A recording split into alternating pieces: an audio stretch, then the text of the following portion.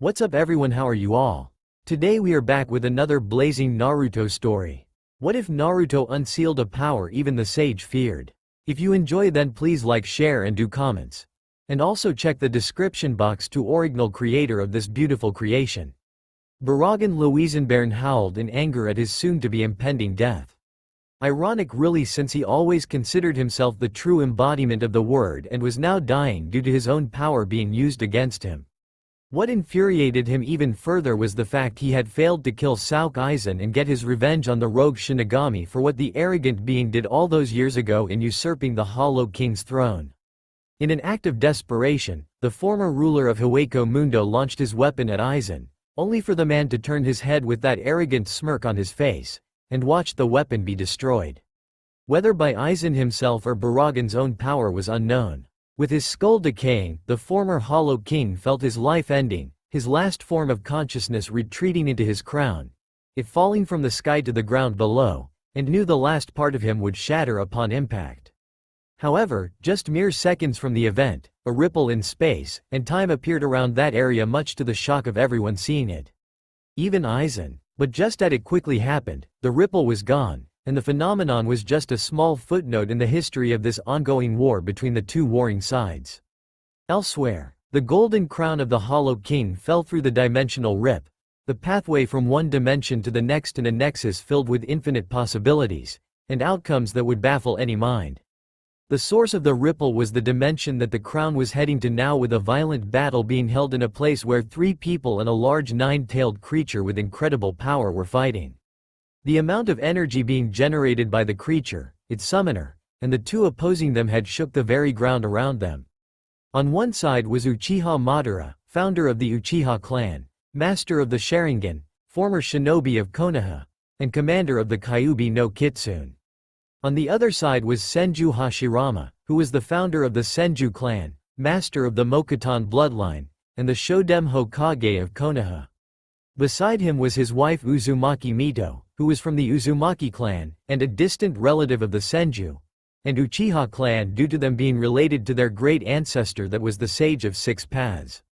At the point in time when the ripple effect opened above the warring parties, Uchiha Madara had seen the events above, his concentration on the fighting being lost in the moment, which cost him losing his control over Kyuubi thanks to Senju's own power to calm the great Biju long enough for Mito to seal it into her body using the unmatched mastery in the way of sealing. Shortly after that occurred, Madara was slain by Hashirama, or rather it was believed the man had been slain after the battle had ended along with the Uchiha's life. While no body was found after the fight was over, it was presumed that the man's body had washed away with the water, and sunk into the depths of the darkness to never be seen again. As for the Hollow King's golden crown, it had transformed into a wild bone-like version of its once regal form, and floated over near Hashirama's feet. Frowning, the tired Senju clan leader and Hokage of Konoha picked up the item in question before showing it to his wife. Curious, "What is it?" asked Mito while examining the bone-like crown cautiously. "I don't know, Mito-chan, but it did not belong to Madara. Whatever it is, I sense death within its very structure, and could be a danger to anyone holding it for too long. We should seal it away in the forbidden scroll of sealing my brother and I have created to ensure such a thing isn't touched by anyone else," answered Hashirama with sealing it away, and walked with his wife away from the soon-to-be-named Valley of the End. "It's really that dangerous?" asked Mito with her husband nodding. "Whatever I sensed in that crown was a shadow of its true power. But what was there within felt like I had touched a piece of the Shinigami himself. If someone were to restore its power back and learn to control it, the results would be devastating in the wrong hands," answered Hashirama with Mito nodding. "Shouldn't we try to destroy it then? If it is that dangerous, perhaps sealing it away is not the best course of action should your successor not be so honorable," stated Mito with her husband shaking his head. "I do not know what would need to be done to destroy this fragment of death, Mito-chan. My attempt, or any attempt for that matter to try, could restore the crown to its former glory. Even worse, it could fragment into hundreds of pieces, and spread throughout the elemental countries, causing untold suffering in a way never before imagined. No, the best option for us now is to seal it away and leave a warning for my successors to leave this item alone," replied Hashirama with Mito looking pensive. "Let's just hope that each of your successors will listen, stated Mito since she was not so optimistic as her husband. "Me too, Mito-chan. Me too," replied Hashirama while he planned to talk to his brother about what he found and swear him to secrecy. Konoha unknown location many years later. Uzumaki Naruto opened the forbidden scroll of sealing, his eyes widening at the sight of the list of jutsus and ancient knowledge before him. It was quite a sight for one so young. Over 100 years of shinobi knowledge was in this scroll and he was the only kid his age to look upon its contents. Of course, Naruto needed to find something specific in terms of a jutsu to pass the secret exam Mizuki had told him about, and the boy was thinking along the lines of another clone jutsu. The one at the academy had always been a bane to him, something he suspected all the academy instructors knew about and used to their advantage. The people in Konoha never liked him growing up and they made their dislike known through their cruelty with their glares, insults, and beatings that were at their worst on his birthday. The Hokage had tried to comfort him at the hospital when the people had made their hatred for him known during those time, but Naruto over time felt the words were predictable, almost rehearsed in a way that the old man was expecting the abuse to happen each year, and had yet to do anything to stop each physical. He asked the Sandaime Hokage why they hurt him the way they did, but the old man wouldn't answer right away, his eyes hesitant and fearful that it couldn't be explained. But not this time. Now Naruto would perform an advanced jutsu, get the respect he felt was deserving of him, and then maybe, just maybe, the people would finally change their minds of what they thought of him. Now let's see what we have here. Shadow clone jutsu? Seems pretty advanced. I better hold off on that for later in case I can't find another I can use, said Naruto out loud to himself before reading further along the scroll to see if there was another jutsu he could learn. And it was then he saw something that caught his eye. A complex storage seal meant to contain something that only someone with chakra levels around that of Kage could open. Meaning in order to open this seal, you had to either be a Hokage, a Sannin, or someone with the chakra levels matching them. It was designed that way to ensure only someone strong could access the item in the event a Anbu, Junin, or someone of lower rank had managed to steal the scroll before examining its contents. Like Naruto was doing now. Of course, the person responsible for this seal never did put into account that a child, much less an Uzumaki at that, would have such high reserves, and with his simple touch would unseal the item contained within. Naruto looked at the item and frowned at the sight of the strange crown made of bone before seeing the note beside it. Dear reader, if you are reading this, then you are either the current Hokage of Konoha, or someone with chakra reserves of that level. If you are the former, I hope you are ruling the village well since my time, and pray the will of fire burns brightly. If you are the latter, I must beg of you to reseal this item that lays before you away again, and do not under any circumstances let this strange object connected to death be used. It is an object I believe can kill anyone that channels their power into it, as I sensed it trying to do when I first picked it up, and trying to strengthen itself. Even when my wife sealed it away, I sensed it trying to feed off our chakra, and stabilizing itself in its already weakened condition. It has been doing that since my term as Hokage and no doubt has done so all the way until now to every Hokage since my own term. Due to the seal and the length away from where the chair in my office, or your office if you are the current Hokage, I would wager the crown you see before you has gathered enough chakra to keep itself stable from here on out, depending on how long it has been since I found it. So for the love of Kami, do not put this crown on, or try to harness its power for your own gain. It will most likely kill you. Signed, Senju Hashirama. Shodem Hokage. So this thing can possibly kill people if used, said Naruto while staring at the seemingly harmless thing in front of him. In all honesty, part of Naruto longed for death, and that same part of him whispered to put it on. To be free of Konoha, its cruelty aimed at him, its hatred aimed at him, and at his very existence. Who were they to judge him? What right did they have to hate him? What possible reason did they have that the Sandaime Hokage wouldn't tell him? It didn't matter to Naruto, as the whisper in his head grew louder the more he stared at the crown, and the desire to do something about his life for once that could not be controlled by that of outside forces which would no doubt wish to punish him physically or otherwise later for using this, apparently, dangerous item. How could they punish him for his actions if he was dead? Raise the boy from the grave and make him their servant? To hell with them and to hell with life. Reaching for the item, Naruto picked up the crown, it almost shining in the moonlight of the clear night sky, as if it belonged in an environment eerily similar to this one, and he could almost feel the power coursing through it. He could feel a pull of his chakra now entering the crown. Its sleek shine, despite being made of bone, made it almost glow, and the call to wear the object grew to the point where Naruto could no longer ignore the ever-suicidal desire to put it on his head. Embracing what would no doubt be his death, Naruto did just that, and put the crown on his head. And that was when everything went to hell. It was also around that time that Iruka and Mizuki showed up. One moved to stop Naruto and the other moved to secretly kill him, along with Iruka to further cover up his plans for the Forbidden Scroll. No sooner had Naruto put the crown on his head did the object begin to glow pure white, and an invisible pressure covered everything for miles. Both within Konoha and many miles well beyond the village's walls, that awoke practically everyone in the village. From old to young, from civilian to shinobi, from dog to cat to bug, and basically put the entire village on full alert, not seen since the Kyuubi attacked 12 years ago.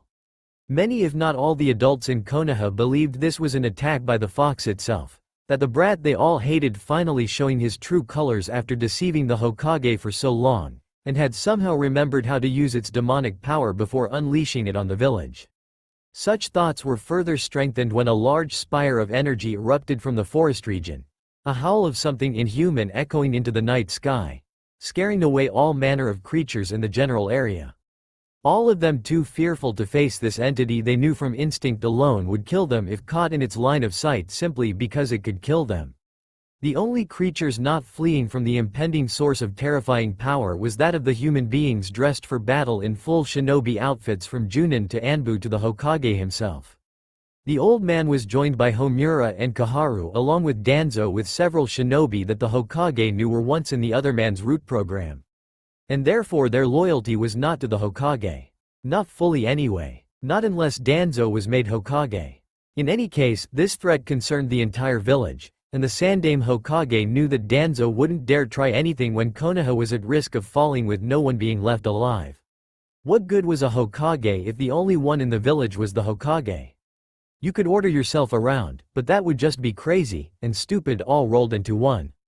I warned you about the Kyuubi Jinchuriki and how it should be watched more carefully, Sarutobi, remarked Danzo, with Homura and Kaharu nodding in agreement. Like you would have done if I let you have your way, Danzo? Jinchuriki need emotions for them and the seal to function properly. You would deprive the boy of both and doom us all, Danzo. And don't say we can use anyone to hold Kyuubi, because only an Uzumaki can do it. Uzumaki Mito stated that early on, long before her passing, and the Shodem Hokage himself agreed. I highly doubt anyone here would dare call my former sensei and his wife a lair. Countered Hiruzen with a look, while neither of his two former teammates saying anything, and Danzo wisely kept his mouth shut too. In any case, should the boy survive this treasonous action with the demon still inside his body, I move he be locked away until a proper time when we can use him to produce new potential Jinchuriki to hold the Kyuubi, and mold it into a proper weapon. As you yourself just said, Sarutobi. Only an Uzumaki can hold the most powerful of the Biju, stated Danzo with Hiruzen grimace, while Homura and Kaharu nodded in agreement, knowing the rest of those on the councils along with the clan heads would agree to this. They tried the Hokage's approach to things. Now he would try theirs. When they arrived at the massive spiraling tower of energy, they saw Iruka and Mizuki watching this whole thing in fear. Before the Hokage could demand answers from either man, the tower of energy began to thin, condense, and retract downward from where it had exploded out of when everything first happened. When the energy died down enough for them to see clearly, everyone in the clearing, armed with weapons, and ready to use jutsus, were shocked to see Uzumaki Naruto floating slightly off the ground before his sandaled feet touched the grass beneath him. What shocked them everyone the most was the change in Naruto's attire, hair, and overall appearance that was not like the boy they knew. Naruto's clothing was almost all white with hints of black lines with fur along the short-sleeve shirt he was now wearing. It had a regal look, the boy's appearance, and any experienced tailor could tell you was no doubt made from very expensive cloth. They also noticed that the boy was also wearing thick golden wristbands on each of his wrists and a belt which consists of 3 thick chains attached to a large metal disc with a sun emblem on it. In his right hand was the top of a metallic cane colored in the blackest of black, with the top having the skulled face of a fox with haunting ruby eyes that almost glowed eerily in the moonlight. As for the boy's body, it was much taller than what he had been earlier, but rather rivaled the height of the tallest boy in Naruto's class, that was Aburame Shino, and well muscular for a boy his age. Much different from the skinny, almost malnourished boy that would have to gorge on ramen daily just to have some manner of body weight. But what could have been the most shocking thing they saw was the boy's face and hair were not what they recalled when looking at Naruto. The boy's hair was no longer spiky blonde, but rather spiky red, with the crown made of bone sitting proudly on his head, and the boy's face showed scars along his face. One was coming down the right eye, with another one on the left side of his face just below the nose down to the chin. When the energy around Naruto finally retracted fully, the boy's eyes opened, and his blue eyes stared at them all with a bored expression. Like they were insignificant specks of dust and dirt that deserved nothing less than a brief gust of wind to blow them all away from his sight. Cracking his neck from side to side, the boy looked at the various shinobi in front of him, from Junin to Anbu, to Danzo to the Hokage, to some of the various clan heads that were there, to Iruka, who he paused to look at for a small moment, and making the man nervous before moving on until he stopped when seeing Mizuki in the tree. Narrowing his eyes at the scared man, he raised his left hand with his palm exposed, and made everyone tense at his sudden movement. "Bala," said Naruto, from which a shot of red energy flew out of his hand and blew a hole the size of a man's skull where the heart was located. Mizuki couldn't even let out a proper cry of pain, as death took him, and he fell out of the tree onto the ground with his eyes showing the horror of his situation. The shinobi, seeing this, looked from Mizuki to Naruto and did this several times in disbelief before they all went tense when the boy redirected his gaze to the Hokage. "Naruto?" questioned the Sandaime cautiously while taking a careful step forward. "The boy is resting. You will address me for now, Sandaime Hokage," said Naruto, but in a tone that was not the boy the Hokage knew, and it was clear from his words that it was not Naruto addressing them. "Kyuubi?" questioned the Hokage with more caution and a hint of fear while the shinobi around them got ready for a fight. Surprisingly, the being now possessing Naruto's body laughed at him, and the laugh did nothing to comfort their fears. "If you are referring to the giant nine-tailed fox that was sealed in the boy, then no is my answer to you, old man. I am not the fox. In fact, I killed the demonic beast," answered the figure with an evil smile that made the fears of everyone around him spike. "Why, you killed the Kyuubi no Kitsune? Impossible," stated Hiruzen, with the red-haired boy shaking his head. "So naive for one so old.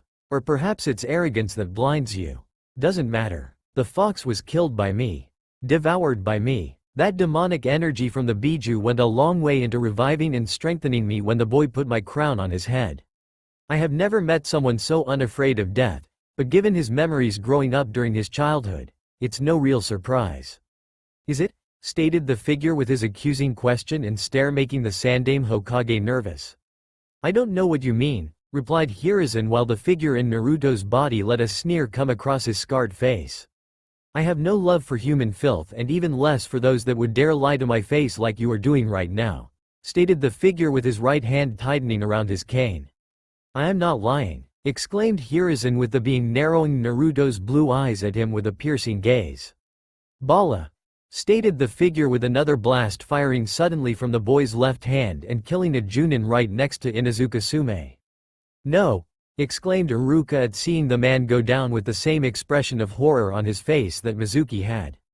"For every lie you tell, someone around you will die," stated the figure in Naruto's body with the Hokage looking from the dead Junin back to him.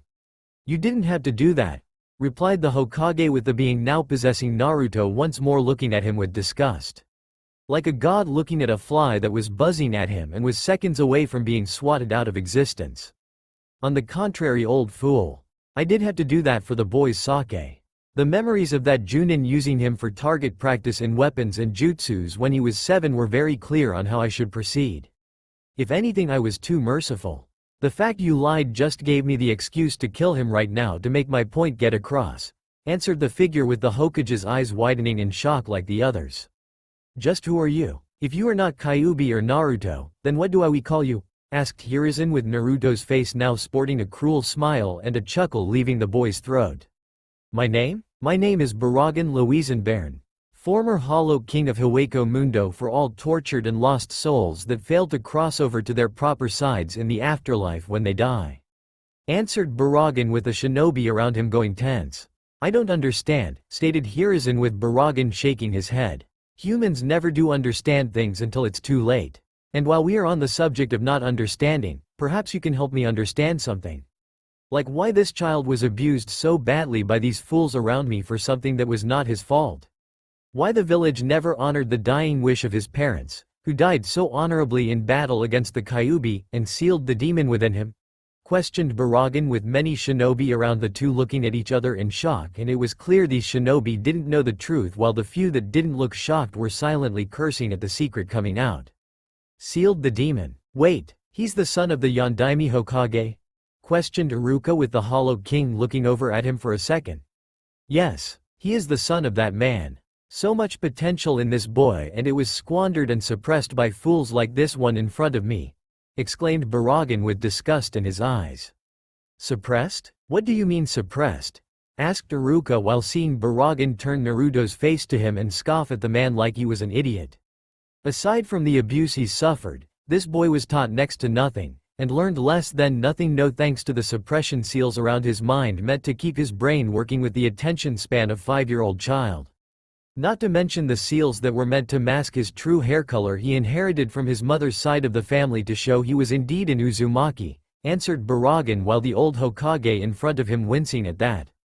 I thought if the boy had blonde hair like his father, the people would be more receptive to him, and hate Naruto less for what he held, answered the Hokage with Baragan once more scoffing like he had just been told something completely wrong by a total moron. That hardly worked from the start and even less when you gave him the Uzumaki name that belonged to his mother. Those of Uzumaki blood have red hair and hiding it just made the people think otherwise with the last name.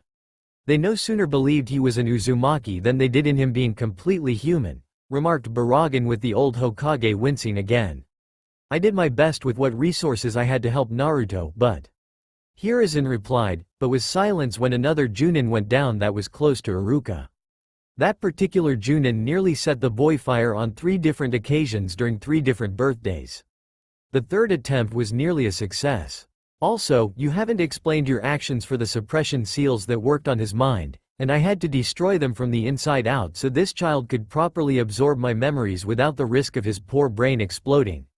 Stated Baragan while the Hokage shifted uneasily. We felt the boy was too dangerous to be kept without some form of proper restraint being put into effect.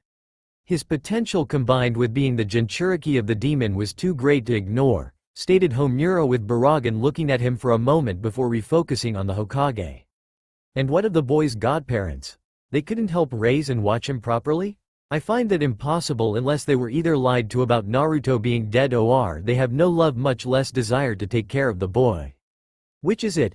Questioned Baragan with the Hokage wincing along with the Shinobi Council elders and Danzo too since they were hoping the former Hollow King of Hueco Mundo wouldn't know about the 2 Sannin. How do you know about them? Asked Kaharu with Baragan touching Naruto's temple with his left hand. 2 sources. First, were memories. Memories from the fox himself that I obtained when I devoured him. Second, the souls of Namikaze Minato and Uzumaki Kushina that were left in the boy as a failsafe for the seal that held the fox, answered Baragan and saw the shinobi around him gasp in shock. A part of their souls were inside Naruto? Asked the Sandaime with Baragan letting out a small amused chuckle at the question. Yes, honorable and cunning to the last. Truly humans worthy of recognition in their own way. Harabelle would given them some measure of respect given she was the Espada of sacrifice. But we're getting off topic here. In regards to Naruto's loving parents, they manifested themselves when Kyuubi's power rushed into my being when the Biju tried to expel my presence in the boy and it backfired with my power being restored while within the boy. But the seal itself is still at work and I too will one day be absorbed fully into Naruto shortly in a few months. By that point, all my memories, my powers, how to use them, and everything that I am will be fused into his being for the boy to command as he sees fit. Even now they are talking to him inside his mind, learning of his life, seeing his memories as I have, and they are most displeased. Stated Baragan with an empty chuckle leaving Naruto's throat while looking the Sandaime right in the eyes. This information is highly classified.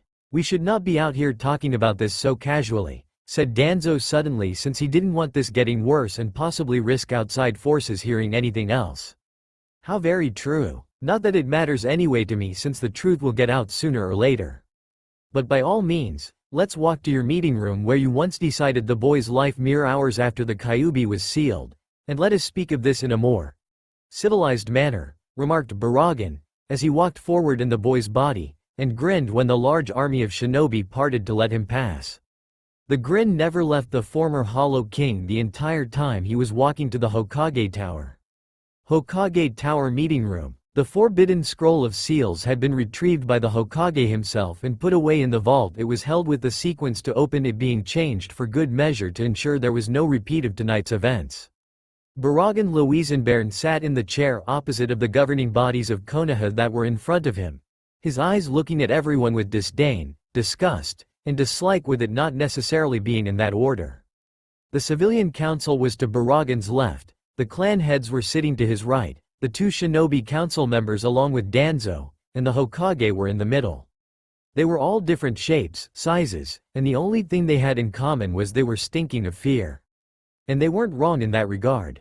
All of us are here regarding the new development surrounding Uzumaki Naruto and this being Baragan Louisenbairn that has killed the Biju, explained Hiruzen, and saw the civilian council looking pleased to hear the fox was no more while still being fearful of the entity that killed it. Among other things that need to be addressed, stated Baragan while looking them all in the eyes, and saw they were not going to dispute that. Yes, with the Biju inside Naruto dead, Konoha is now without a Jinchuriki, and thus at a disadvantage if any other village wishes to use theirs in a war with us. At the same time we must also address Naruto's future in Konoha and how it should be changed from the life he had previously here, said the third Hokage while Baragan was moving his cane slightly left of right like he was bored. Is there really anything to discuss, Hokage-sama? The boy's value hasn't changed in the slightest, stated one member of the civilian council. Actually it has changed since word has no doubt spread throughout the village of Naruto being the son of the late Yondaime Hokage and Uzumaki Kushina. I assume you wish the boy to receive his inheritance, Baragan-sama, replied Hiruzen with Baragan nodding slightly. Wait, why should we give the boy much less this thing anything of the Yondaimes or his wife? They were never married. Illegitimate children receive no such things until they are full-grown adults, stated Councilman Haruno, since his father had put that law into effect to ensure his family didn't have any bastard children. How far in the dark do you honestly expect to keep these fools, Sandaime Hokage? You tell them that the fox they hate is sealed in this boy, but keep his lineage in the shadows, and no doubt sealed away until your perfect weapon is too loyal if not too stupid to really oppose the idea of ripping this village to pieces. When was the boy even going to learn of his heritage? Or was he to stay oblivious forever while those of you sitting in your cradle of power watch him struggle to come to terms with not knowing? Questioned Baragan with a sneer once more crossing Naruto's face through him. He was going to be told at the proper time. To be honest, Baragan-sama, you had no right to tell him, or trigger the events that did, scolded Kaharu before Baragan let his displeasure of being talked to in that matter be known and slammed his cane down on the wooden floor.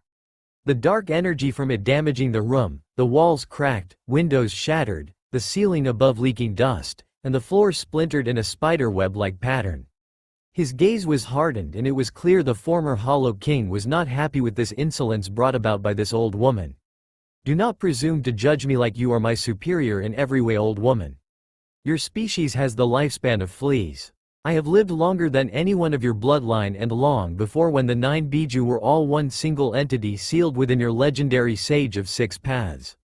Do not presume to scold me like I am the child that sits before you that I inhabit. I could kill you all on a whim and not shed a tear of regret or sadness with the boy feeling the same way. Especially after all he has been through, which you all let happen, and let's not forget you have kept so many things from him from the start, with the fox sealed inside his body being one of them. Exclaimed Baragan with the humans around him shaking in their seats. What exactly is it that you want from us, Baragan-sama? Asked Hiruzen humbly with the former Hollow King smiling a cruel smile using Naruto's face. Simple. I want the boy to have a life. A happy life. A life you would never have let him achieve if not for his actions in putting on my crown. Ironic, isn't it? He put it on in the belief that it would kill him. That he would at least decide how he died without anyone punishing him for it. Only for this turn of events in my awakening and absorption in the Kyuubi's place doing the exact opposite through me. The boy and I will merge into one single being, with his mentality being the dominate one, though my persona will ensure he matures well enough to not be the naive fool you were molding to be your weapon. As such, he will inherit my powers, my knowledge, and what he can do, so that the boy may one day take it beyond what I can do. So much potential in this child. He was born to take things in his possession to the next level and break the limits around him. Such potential only manifests itself rarely, once every few centuries, answered Baragan, with the large group of people around him being nervous when hearing that. I may have lost the Kyuubi inside the brat, but perhaps I can manipulate this being, or the boy, after the two merge into one. Regardless, I will mold the boy into being my weapon regardless of what this thing wants, and I will not be stopped, thought Danzo, since he was not going to let his personal ambitions be stopped by this supposed former king of all hollows. As such, I have stipulations and conditions I want put into place that will ensure Naruto stays in Konoha long after I'm gone. After all, I'm sure you wouldn't want him to go to another village like Iwa, Kumo, or even a minor shinobi village to become a devastating force that could bring everyone around him to their knees, stated Baragan, while all the members of the governing body of Konoha paled at the idea of Naruto leaving the Leaf and one day become its enemy. What are your terms? Asked the Hokage, while the former Hollow King just smirked at him. First, the boy's lineage is to be made known to everyone. Do not hide it. Do not try to spin it that you were protecting him from his enemies, since we both know that is a lie and I hate liars. I will be taking up residence at the Namikaze home for the time being unless I find it too disgusting to my taste and I simply destroy it. I am also going to need access to the Namikaze and Uzumaki accounts his parents left for the boy while viewing all the holdings and investments they had in this village. I will not have my heir living off the scraps people throw away, or have him diving into dumpsters like he did until the age of 7, or living in that condemned apartment building he moved into at the age of 8 through your kind act of finding him a home. Second, those that hurt the boy are to be punished, and some even executed publicly depending for their crimes based on the various memories I have seen of people committing them. Third, financial restitutions will be made from every store owner that kicked him out, or sold him poor quality goods at an overpriced value. Fourth, the boy will have traveling right like the Sannin do, and speaking of the Sannin, I want those two neglectful morons here in 2 weeks to answer for their crimes against him. If they don't arrive within 2 weeks, half of this village's children will die from the power I will unleash before the eyes of their parents, stated Baragan, with the clan heads protesting. Wait, you can't. Our children and the children of this village are innocent, protested Inoichi, since the thought of his little being destroyed before his eyes being too much to withstand. I can't? Did you just state to me what I can and cannot do? I can do whatever I wish to this village, and if it means killing half of the next generation of shinobi in training, then I'll do it with a smile on my face. The same smile the idiots in this village had when they tried to butcher this boy's body, mind, and soul during the time he was growing up here.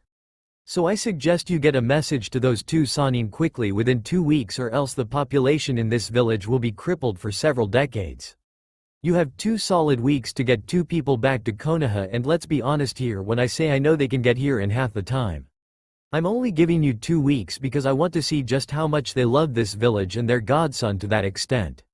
Depending on when they get here should prove to say volumes in that regard to both, countered Baragan, with his power flowing throughout the damaged room and further reinforcing the fact that he was indeed holding all the cards and using them fully to his advantage. Any further demands, Baragan-sama? Asked Hiruzen, while making a mental note to get a message out to Tsunade and Jiraiya the fastest way possible, while telling them that saying no was not an option.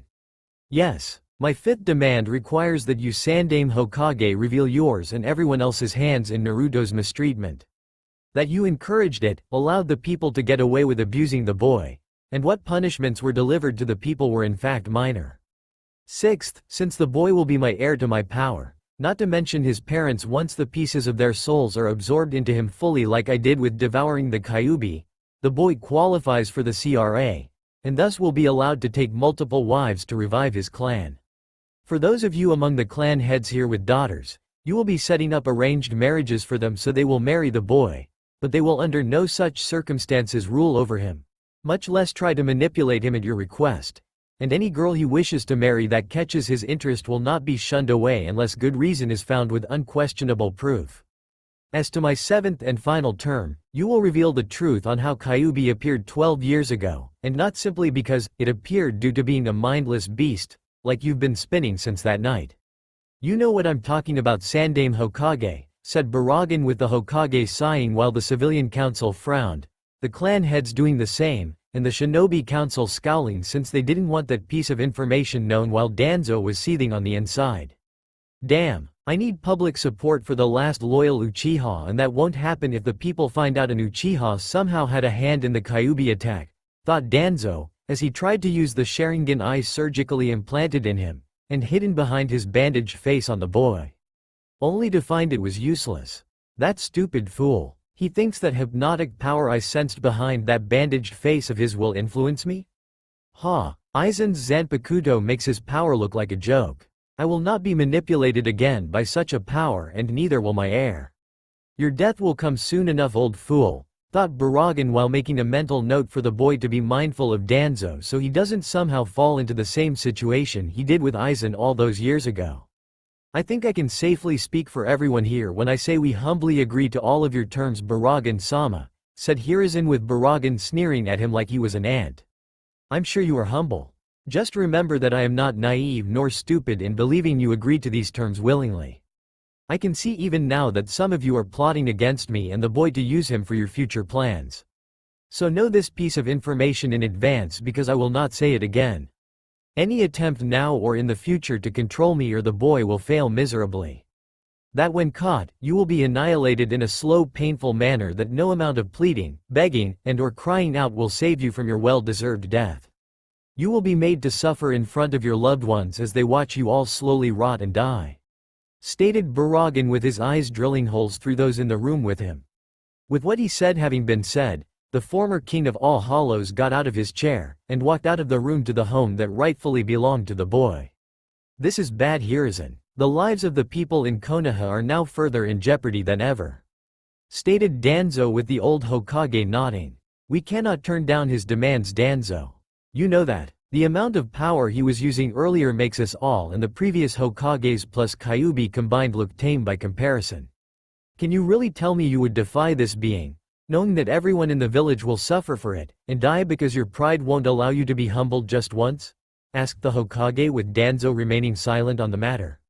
No, but I will not stand by quietly while this thing uses us, and manipulates things to his advantage, exclaimed Danzo with Nara Shikaku groaning.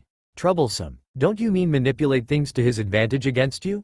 Face it, Danzo, you were the one spearheading the idea of making Naruto into a mindless weapon since the beginning, and making us all question the Yondaime's sealing ability. The only thing I'm glad about is I don't have a daughter this guy can have me set up an arranged marriage with, Shikaku said while Inoichi was crying for the sake of his little girl. We are not out of the woods just yet, Shikaku. Remember, if neither Jiraiya or Tsunade show up in 2 weeks' time, our children could die by Baragan-sama's hands like he first threatened should the Sani not return, said Chozo with Shikaku going pale in the face. Shit, my wife is going to literally kill me if that happens to our son. Maybe even before it happens, grumbled Shikaku knowing his wife wasn't going to be happy with him. In any case, go back to your homes, and relate to them what happened here among other things that a select few of you must do regarding your children. Hopefully we can endure this storm and convince Naruto that we are repentant for our actions against him, stated the Sandaime Hokage with many not looking convinced. Only time would tell. Namikaze Estates. Baragan looked at the place with appraising eyes. It wasn't grand like the ever-massive homes you see in the form of a daimyo's palace, but it wasn't a rundown piece of crap, and certainly worthy of the boy he would one day merge with. It was well furnished, the lighting worked, and everything seemed to be functional since the last day it was used by Naruto's parents. Apparently Kushina had thought to put preservation seals throughout the house to ensure time would make the building fall apart. While his power would destroy the seals in the house if unleashed, he had to admire the woman's smarts for doing that in the event no one was around to keep up maintenance. It's a bit dusty, but nothing a good cleaning won't fix, remarked Baragan while he once more mentally noted how wonderful it had been to have no walls or ceiling when it came to his version of Las Noches back before Aizen came to see him. No dust to clean up for one thing. And while such an act in cleaning would be beneath him given his royal status, Kushina was most helpful in providing a jutsu that took care of that easily with one use. So a few one-handed hand signs later, Baragan sent his energy in a non-lethal manner throughout the manor, and obliterated all the dust in the house. With his task done, the former Hollow King in the Uzumaki boy's body walked to the master bedroom to give Naruto's form its much-needed rest. While he had impressed and terrified the fools running the village, it was merely to do just that, and not look deeper into the situation surrounding the boy's form. In truth, the body needed more time to get used to the changes, the power, and required uninterrupted time stabilizing it. Naruto was his heir now, a life he had met for only a few hours, yet the merging of memories, and seeing the child's living condition, using that term lightly, brought about a deep form of attachment. It was strange for the former Hollow King, but Baragan felt that this was perhaps some unseen deity's intervention into his life, in making him start over in the form of this boy. A new lease on life, if you will, which was ironic considering he was the embodiment of death, and took the lives of others long before humans understood half the things they do now. Shaking his, or rather Naruto's, head of these thoughts, the former Espada and Hollow King went to the master bedroom for a good night's sleep in a comfortable bed. Hyuga clan compound the next day. Hyuga Hiyashi sat among the Hyuga clan elders, his first of two daughters, Hyuga Hinata sitting across from them, her cousin, and Hiyashi's nephew Hyuga Neji was to the side to listen to the upcoming events. The shy girl had been surprised to be summoned to a meeting so soon after graduating, since the clan had did little to praise her on account it was expected and therefore not needing a praise. If anything, they would have been shamed if she failed to be among the top kunoichi and student at the academy when it came to competing against the other clan heirs. With the rumors and news spreading throughout the village from last night into the morning, it was hard to tell what rumors were really true, and what rumors were actually false given how everyone kept telling everyone else different things at the same time. As you all may have heard, the incident last night regarding Uzumaki Naruto, and the stealing of the Forbidden Scroll was indeed true. While the true nature of why the boy did it is not fully known, it is suspected that the child was tricked into doing it if eyewitness accounts about the late academy instructor Mizuki talking to Uzumaki Naruto hours before the theft are indeed true, and was hoping to find some way to earn the right to be a genin of Konoha. In doing so, the boy discovered an object sealed away by the Shodem Hokage in the Forbidden Scroll to ensure it was never used by anyone, and tried to use it on himself in the belief the object would in fact kill him, stated Hiyashi, hearing his daughter gasp and the look of horror at hearing how Naruto tried to end his life last night. I take it that the boy has failed in that regard just like he does in everything else that is life, remarked one Hyuga elder while not bothering to hide his disgust for Naruto. Correct. Uzumaki Naruto did not die last night, but something inside of him did, and something else took its place, answered Hiyashi, with the Hyuga elders stiffening before they looked at Hinata, seeing her own curiosity regarding what he just said. Hiyashi-san, is it wise to speak of this topic with your daughter and nephew here? The Sandame's law was very clear on the matter, spoke a second elder with this one next to Hiyashi. A law this clan and this village have never truly followed. Besides, I know the other clan heads are having this very same meeting regarding Naruto, and this will be part of the discussion for them too. As for the Sandame's law itself, the law regarding the truth about the Kyuubi was repealed last night after the emergency meeting we had regarding the Uzumaki boy. The reason the law was repealed is because Uzumaki Naruto no longer holds the Kyuubi in him. The fox was killed in a sense by Uzumaki Naruto when he used the forbidden object in the Forbidden Scroll of Sealing, answered Hiyashi, with everyone shocked by this news. So the boy survived. I take it he will be punished then for killing Konoha's defense against other Jinchuriki from other shinobi villages? Remarked the first Hyuga elder while Hinata's eyes widened in fear of the boy she admired and had a crush on being punished. No, the boy will not be punished because of this other matter that must be addressed and will not be challenged by anyone here. After the Kyuubi was killed, a new entity far stronger than the Biju manifested itself, and was not exactly pleased with how the Leaf Village treated Uzumaki Naruto for the past 12 years of his life. Several Junin died last night that according to this entity had a hand in Naruto's abuse and were never punished for it, answered Hiyashi, with the Hyuga elder scowling. The boy has been a pest since his birth. What does it matter if the village's Jinchuriki suffers growing up? That is their purpose, so they can be molded into fighting weapons for their village. The fact the Kyuubi is gone now because of the boy's cowardice cannot go unpunished. Hiyashi. You must make a motion before the Hokage to see the boy suffers for his insolence. Stated a third Hyuga elder, who happened to be Hiyashi's father, and a fanatical supporter of the cage bird seal. Such a motion will never make it to our next meeting with the Hokage. The entity who called himself Baragan Louisenbairn was a former king of hollows, which are beings of terrible power forged from the tortured souls they once were in life, and the darkness of the abyss they lived in after dying. His power was what everyone inside and outside of Konoha felt last night with that large tower of energy belonging to him. If we make any move against Naruto for any reason, it will mean death not only for us, but our children too, stated Hiyashi before looking at Hinata and then at Neji. This is insulting, exclaimed the first Hyuga elder while Hiyashi's father nodded in full agreement. Baragan-sama has laid out various conditions to be met by the Hokage to help ensure Naruto does stay in the village if only for a time, and additional terms were also made to various clans with daughters around the boy's age. Apparently, the boy is the son of our late Yondaime Hokage, and his wife Uzumaki Kushina of the Uzumaki clan of Whirlpool Country, replied Hiyashi with the Hyuga elders sucking in their teeth and Hinata now gasping again in shock. So the boy has some nobility. He's still a mongrel when compared to the Hyuga clan, remarked Hiyashi's father with Hiyashi himself sighing and trying to reel in his temper. On the contrary, father, Naruto's standing now rivals if not surpasses ours, since he is the son of a cage and that of clan heiress on his mother's side, since she was meant to lead the Uzumaki clan prior to her marriage to Namikaze Minato. But that was ended when her clan was nearly wiped out as a child and was brought here to live with Uzumaki Mito, who you are all aware was the Shodem Hokage's wife. Stated Hiyashi with the elders looking like they swallowed 1,000 lemons. And what of this condition regarding clans with daughters? Asked the second Hyuga elder in a more passive fashion. Baragan knows of the CRA and how Naruto meets all the requirements.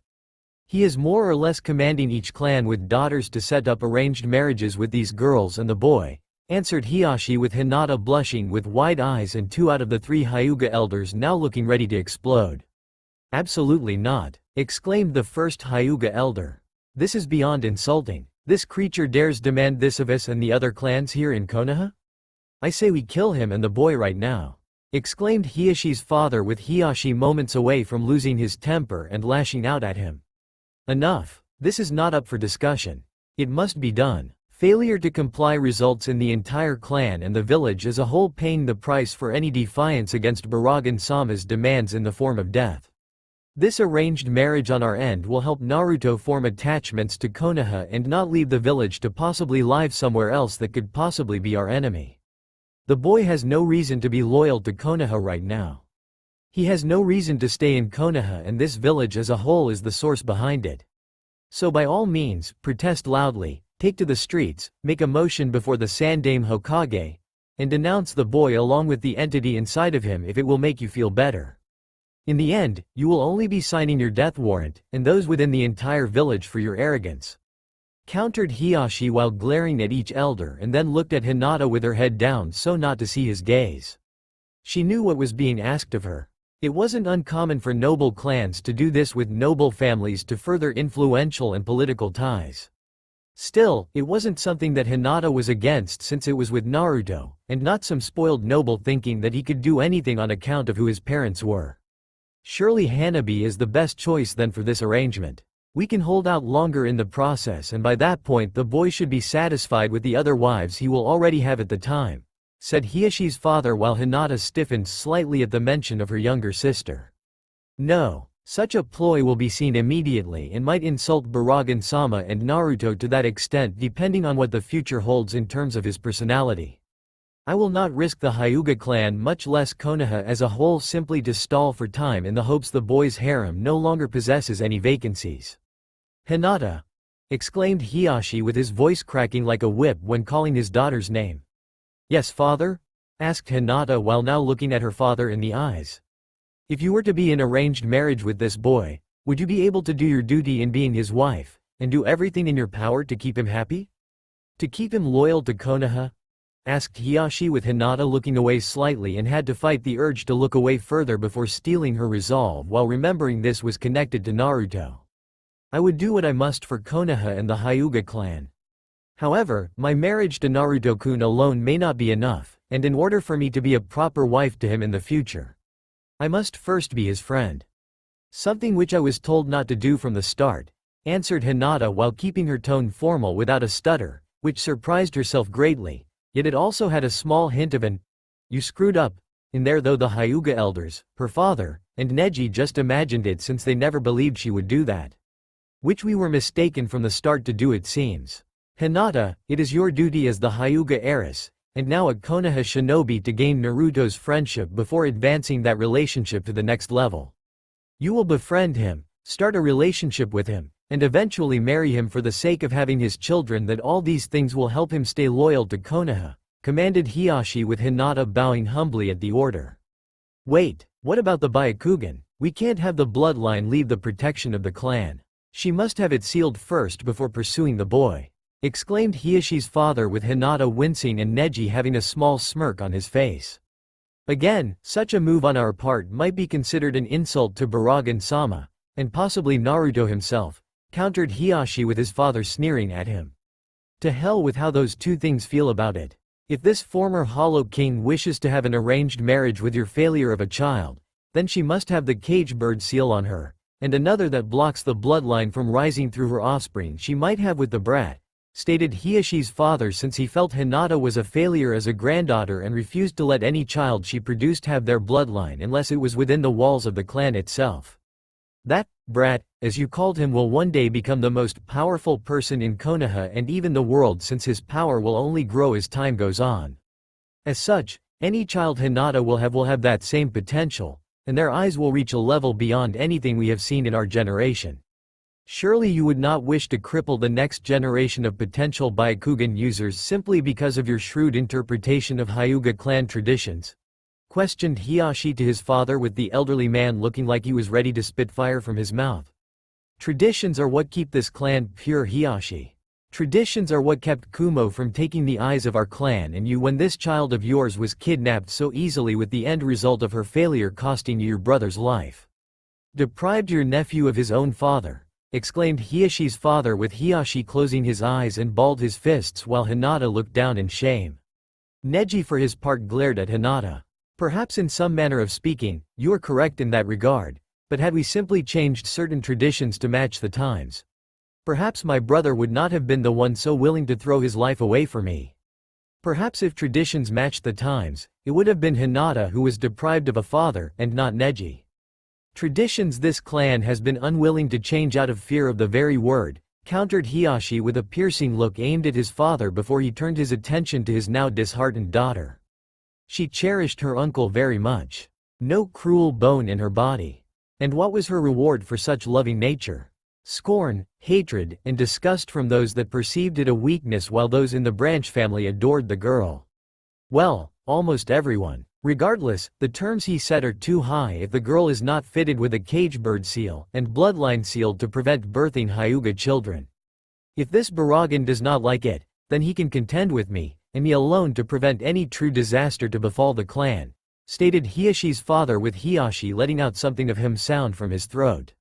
If you wish to speak to Baragan-sama, I'm sure it can be arranged through the Hokage, since the Sandaime is scheduled to meet with the entity within Naruto by the end of the week, replied Hiashi, while seeing his father smirk in a sense of victory.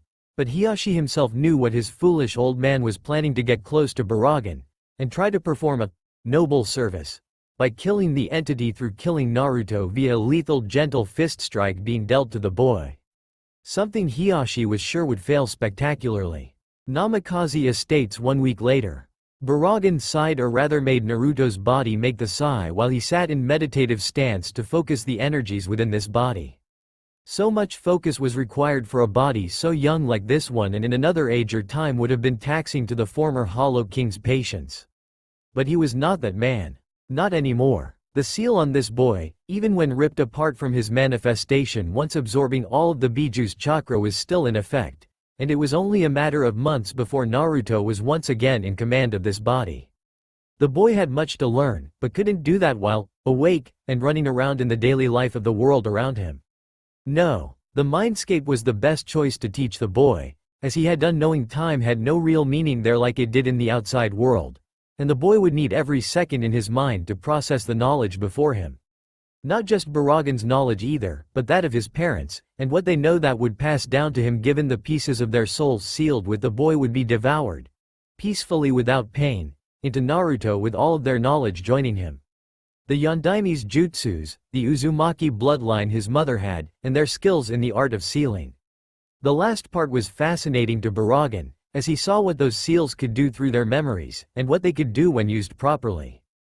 Even Aizen would not deny how potent they could be when used and their potential to do many great things when one became a master of such things. Such a skill was the boy's birthright, it was in his blood, and Baragan would see Naruto was using it like he should have been from the start. There was just one problem. His power still hadn't stabilized properly. Frowning, Baragan tried to understand why that was the case. Sure, demonic energy did tend to have that extra kick. It wasn't the first time he had devoured the stuff, to the gut when eaten. Though given how this was much more than a little, the former Espada and Hollow King believed time was needed to properly digest the demonic power before it settled down. Only it had not settled down. Not entirely. He was missing something important. Something Baragan suspected was in connection to the fox, since the demonic energy was connected to this incomplete stability he was feeling. Perhaps the source of the instability lies not in the fox himself, but the manner in which he was sealed, and the events prior to the sealing. Time to take a dive through memory lane, thought Baragan with a hint of amusement before he called upon the Biju's long line of memories and flipped through them until he got to that one night of the sealing 12 years ago when this boy's parents sacrificed themselves for him. Once again, he suspected Tia Harabel would acknowledge what they had done for their son, and given them a nod of respect for that. Not many humans would do what they did for their loved ones, since he had seen enough humans do the exact opposite. Pushing that aside for now, Baragan found the memory of that night, and played it like a movie with his eyes watching every little detail go by. He stopped the memory when he saw how the Yondaime Hokage split the Kyuubi in two and sealed the other half into his body to ensure there would be no resurrection from the fox should the boy. A somewhat stupid move in Baragan's mind, since so many people hated the fox, and if they learned that if the boy died, then the fox died with him, the child wouldn't have lived past his first year being born. Fortunately, by some mere manner of luck, no one knew this little fact, and was the only thing that stayed the cruel hands of the majority in the village that hated the boy for holding Kyuubi from ending the child's life. But at least now Baragan knew where to go for the problem he was having with this body. With that in mind, after getting up from the ground, the former Hollow King opened up a discover for himself, and entered the dark void to his intended destination where the cages were all buried. When he reached his destination, Baragan looked around to see the gravesite before him, the memories of the past from the Kyuubi when he was in Uzumaki Mito, and her visiting the Shodem's grave every so often. Pretty soon her brother-in-law would join his brother here, and everyone fully expected the Sandaime to do the same before he had officially retired after naming Namikaze Minato his successor. Only for the man to be buried here before the Sandaime Hokage himself, and of course the wives of each Hokage joining them. Hashirama had Uzumaki Mito, his brother had died a bachelor, the Yondaime was buried with his wife, and the Sandaime's wife. Well, this was interesting. So that explains his dislike for Naruto. Why he caved so easily to the demands of the people. The old fool hated Naruto for the loss of his wife. Figures the man had a reason aside from appeasing the masses like he first claimed. I should simply kill him at our next meeting if it weren't for the fact I'm letting Naruto decide what to do with the village when he takes over, thought Baragan before walking over to the grave that was marked as the Yondaime's before slamming his cane down on the ground. The energy sent from the cane spread through the ground around the coffin below before the soil that kept it hidden was obliterated instantly. The wooden coffin was covered in seals to preserve the body, and it was clear no one had touched the thing since it was put in the ground. "What do you think you're doing?" came an angry voice behind Baragan, and the former Espada in Naruto's body turned to look behind him to see a masked shinobi with one eye and gravity-defying silver-white hair glaring at him. "This does not concern you, leave, shinobi." "Leave me," replied Baragan before he turned back to the coffin in front of him. And was rewarded with the loud sound of chirping birds. "Step away from my sensei's coffin," commanded the masked shinobi with his jutsu of choice in hand. "Your sensei's coffin? Ah. You must be Hitaki Kakashi, remarked Baragan before he turned more to get a good look at the man in front of him. I am. What is it to you? Countered Kakashi before he got a good look at this would-be grave robber. Surely you've heard the talk going on around the village about me? About a being that devoured Kyuubi, who currently possesses the body of the Jinchuriki that held Kyuubi, and is also the son of the Yondaime Hokage. Your sensei, if what you just told me is indeed true, replied Baragan with a small chuckle. Why are you at his grave and disturbing his final resting place? Asked Kakashi while keeping his eyes on Baragan. Because the man's body holds something I want. Something I need. Something he knew could not be known to Konoha's populace, knowing it could and most likely would mean the death of his son, answered Baragan before slamming his cane down and made the coffin jump out of the ground from the hole it was in on before landing to the right of the former Espada. I don't care what you are or what power you wield. I won't let you defile his grave and him. I will kill you, even if it means killing his own son. Exclaimed Kakashi and saw Baragan was amused if not a bit impressed. You have courage. I'll give you that much, boy. But you are no match for me when it comes to killing the boy. You tried once already with it ending in utter failure, replied Baragan with Kakashi narrowing his eyes at him. Step away from my sensei's coffin. Now, commanded Kakashi while Baragan letting out a small chuckle. Make me, that is, if you can. Challenged Baragan before stabbing the coffin with his cane and shattered the lid into tiny pieces to reveal the body of the Yondaime Hokage himself. Letting out a bellowing war cry, Kakashi moved at incredible speed toward Baragan, his Rikiri in hand, his Sharingan eye spinning, and his intent to kill was obvious. Baragan, however, did not make a move to stop Kakashi, waiting for the man to get close, and just when the Junin was about to strike did something shocking happen. Baragan casually dodged the attack a mere second before it would have made contact and grabbed the outstretched arm at the elbow. Seconds later after that, Kakashi fell into his sensei's grave, clutching his now broken arm, and crying out in pain while Baragan looked down at him like he was nothing. My arm, it's broken. He somehow broke with just a simple touch. Is that his true power he told the Sandaime and the others about yesterday? Thought Kakashi while looking up to see Baragan looking down at him with an impassive face. Your jutsu was impressive. You must be very proud of it. Though considering your own actions against your sensei's son in connection to that jutsu, I am a bit surprised that you would even use it again on Naruto, and myself to that extent over your sensei here. It's a shame you didn't learn common sense during the last 12 years you spent hating the boy and wishing him dead at every turn. Perhaps I should seal your fate now and simply bury you alive like you nearly let the villagers do when Naruto was 6. Perhaps then you will know what it is to die alone in the darkness. Something you wanted Naruto do while they were trying to bury him alive, remarked Baragan with Kakashi struggling to get off the ground. What did you do to me? Asked Kakashi with Baragan smirking before turning towards the exposed coffin of the Yondaime Hokage. The question you should be asking yourself, boy, is what I can still do to you. In this village should I become truly disgusted by your arrogant stupidity? Remarked Baragan, as he knelt down in front of the coffin and ripped the dead man's shirt open, and saw the same seal Naruto had on his body. Stop, Baragan-sama, you need to stop, exclaimed the Sandaime Hokage with a team of Enbu behind him. And I should stop what I'm doing now? Why exactly? Questioned Baragan while he was tracing his fingers gently over the seal. Because you are dishonoring one of our village's heroes, replied Hiruzen while seeing the entity in Naruto's body let out a scoffing sound. You've done that already, fool. What does it matter if I desecrate the body when you've already dishonored him in mind and spirit? Besides, what I need to do is vital for the boy, and I will not be interrupted in doing what needs to be done, countered Baragan with his eyes shooting daggers at the old cage before he thrust his left hand into the seal and pulled the yin half of Kyuubi out of the body. Right before he, much to the shock and horror of everyone around him, devoured the Kyuubi's yin chakra through the mouth into Naruto's body while laughing the entire time.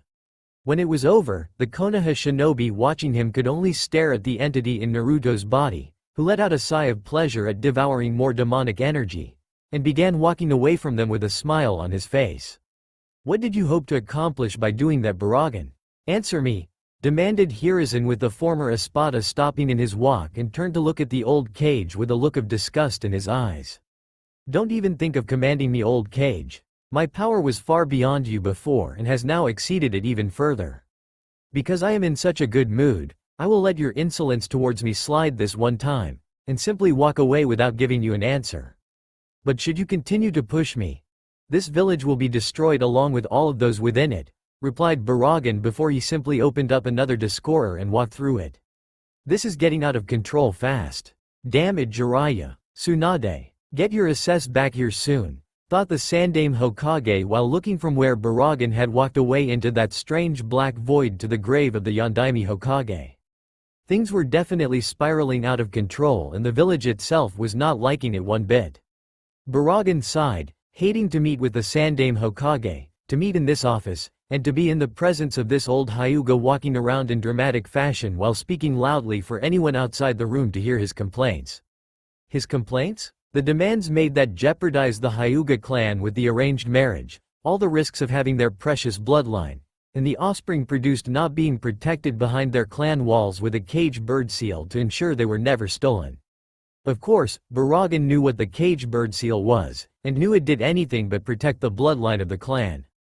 It enslaved them. How many times must the Hyuga clan sacrifice itself for the good of the Leaf Village Sarutobi? How many more Hyugas must we surrender to appease enemy villages and creatures that threaten us with annihilation? It's too much. I will not allow this to happen unless the demands of the Hyuga clan are met, with Hiashi's daughter having the cage bird seal placed on her head and another to preventing our bloodline from manifesting itself in any offspring created from the union with the boy, demanded Hyuga Hibachi, with the father of Hyuga Hiashi glaring venomously at Baragan. The former Espada residing in Naruto's body not even looking at him, and it was clear this meeting was quite boring in his mind despite all the dramatic posturing the old Hyuga was doing in his presence. All that posturing from the Hyuga was like watching a damn peacock showing off its feathers to remind those that see it of its splendor, and in this case it was to remind the Hokage of the Hyuga clan's prestige. That the set conditions made by Baragan would remove several of those beautiful feathers and making the bird look out of place with the other birds, clans, around it. Hibachi-san, please. We are not talking about sending Hinata away to another country or shinobi village like Kumo. We are talking about her marrying someone within the walls of Konoha and helping Naruto create strong ties with the village, stated the Hokage while he kept a watchful between the two people in his office and making sure one did not provoke the other. But not within the walls of the Hyuga clan. Of Hyuga blood, exclaimed Hibachi with the Sandaime Hokage sighing. Hyuga blood creating Hyuga blood. Sounds like inbreeding to me, replied Baragan with Hibachi glaring daggers at him. We take great care to avoid inbreeding. We have done it with pinpoint precision since the clan's founding. Hibachi nearly yelled, probably because the first Hyuga to form the clan didn't start such things until much later. Unless of course, they did do inbreeding from the start, and just branched off when they had enough members of the clan to do it without the risk of inbreeding, countered Baragan with Hibachi looking ready to strike out against him. The former Espada was hoping he would, since it would further enforce the point of not crossing him. How dare you? Yelled Hibachi, nearly moving to hit Baragan with a lethal gentle fist strike. Hibachi, don't. Several high-level shinobi have already fallen from a small sample of his power. Hitaki Kakashi himself is currently in the hospital with a broken arm from his touch alone, called out the Hokage with Hibachi staying his hand while Baragan was just looking at them with a bored expression on his face. Fine, but this matter is not over. The Hyuga clan will not consent to any arranged marriage unless our own stipulations are met. Will you concede to the demands of the Hyuga clan? Questioned Hibachi with Baragan looking at the top of his cane. Shouldn't the head of the Hyuga clan have the final say in this? Where is he? Asked Baragan in a bored tone. My son is busy. More important affairs have come to his attention and required that I take his place here, answered Hibachi with Baragan not even looking at him. I see. From the way you speak about your granddaughter, you don't have high hopes for her, or believe she is even worth being called your granddaughter, remarked Baragan with Hibachi sucking in air between his teeth. She is a failure of the clan. Weak. I am simply ensuring that the boy's chosen wife does not dishonor us and knows her place when she becomes his wife, countered Hibachi with Baragan was looking a bit annoyed. I will judge whether or not she is weak and unfit to be Naruto's future wife. Not you, replied Baragan with Hibachi looking red in the face with anger. You dare impose your will on the Hyuga clan? To inspect the girl without trusting my words on the matter? You may be the son of the Yondaime Hokage, but the boy is a commoner compared to the clan, and so are you by that extension. You have no right to dictate such terms to us, much less ignore what we demand of you in return for," ranted Hibachi before a thunderous pressure filled the room and made the Hyuga fall to his knees. "I can demand whatever I want from you and the Hyuga clan. I can demand anything I want from the entire village, if not this entire country. I will not only get what I demand from everyone around me, but I will get it with a smile on the faces of those that present the offerings, and watch them flee back to their homes while soiling themselves," stated Baragan while looking at the downed Hyuga struggling to rise from the intense weight in the room that neither he nor the Hokage could see but still feel. "BB Baragan S-sama. Stop, please," exclaimed the Hokage with the former Espada waiting a few more seconds before doing what was asked of him. "Let me make one thing clear to you two old fools. There is no negotiations here. There is only total submission. No compromise. Just absolute domination. You can choose to live with the demands of Set or you can slowly rot and die," stated Baragan before getting up from his chair and headed for the door. It was when his back was complete turned did Hibachi move to strike. "Hibachi-san, don't," exclaimed Hiruzen while watching Baragan vanish from his sight before reappearing behind the old Hyuga with a hand on the man's back. And the Hokage could only watch in horror as Hyuga Hibachi fell to the ground seconds later in the form of bones that soon turned to dust in the room. "Do you know what I just said, Dame Hokage?" asked Baragan with the Hokage looking at him in fear and horror.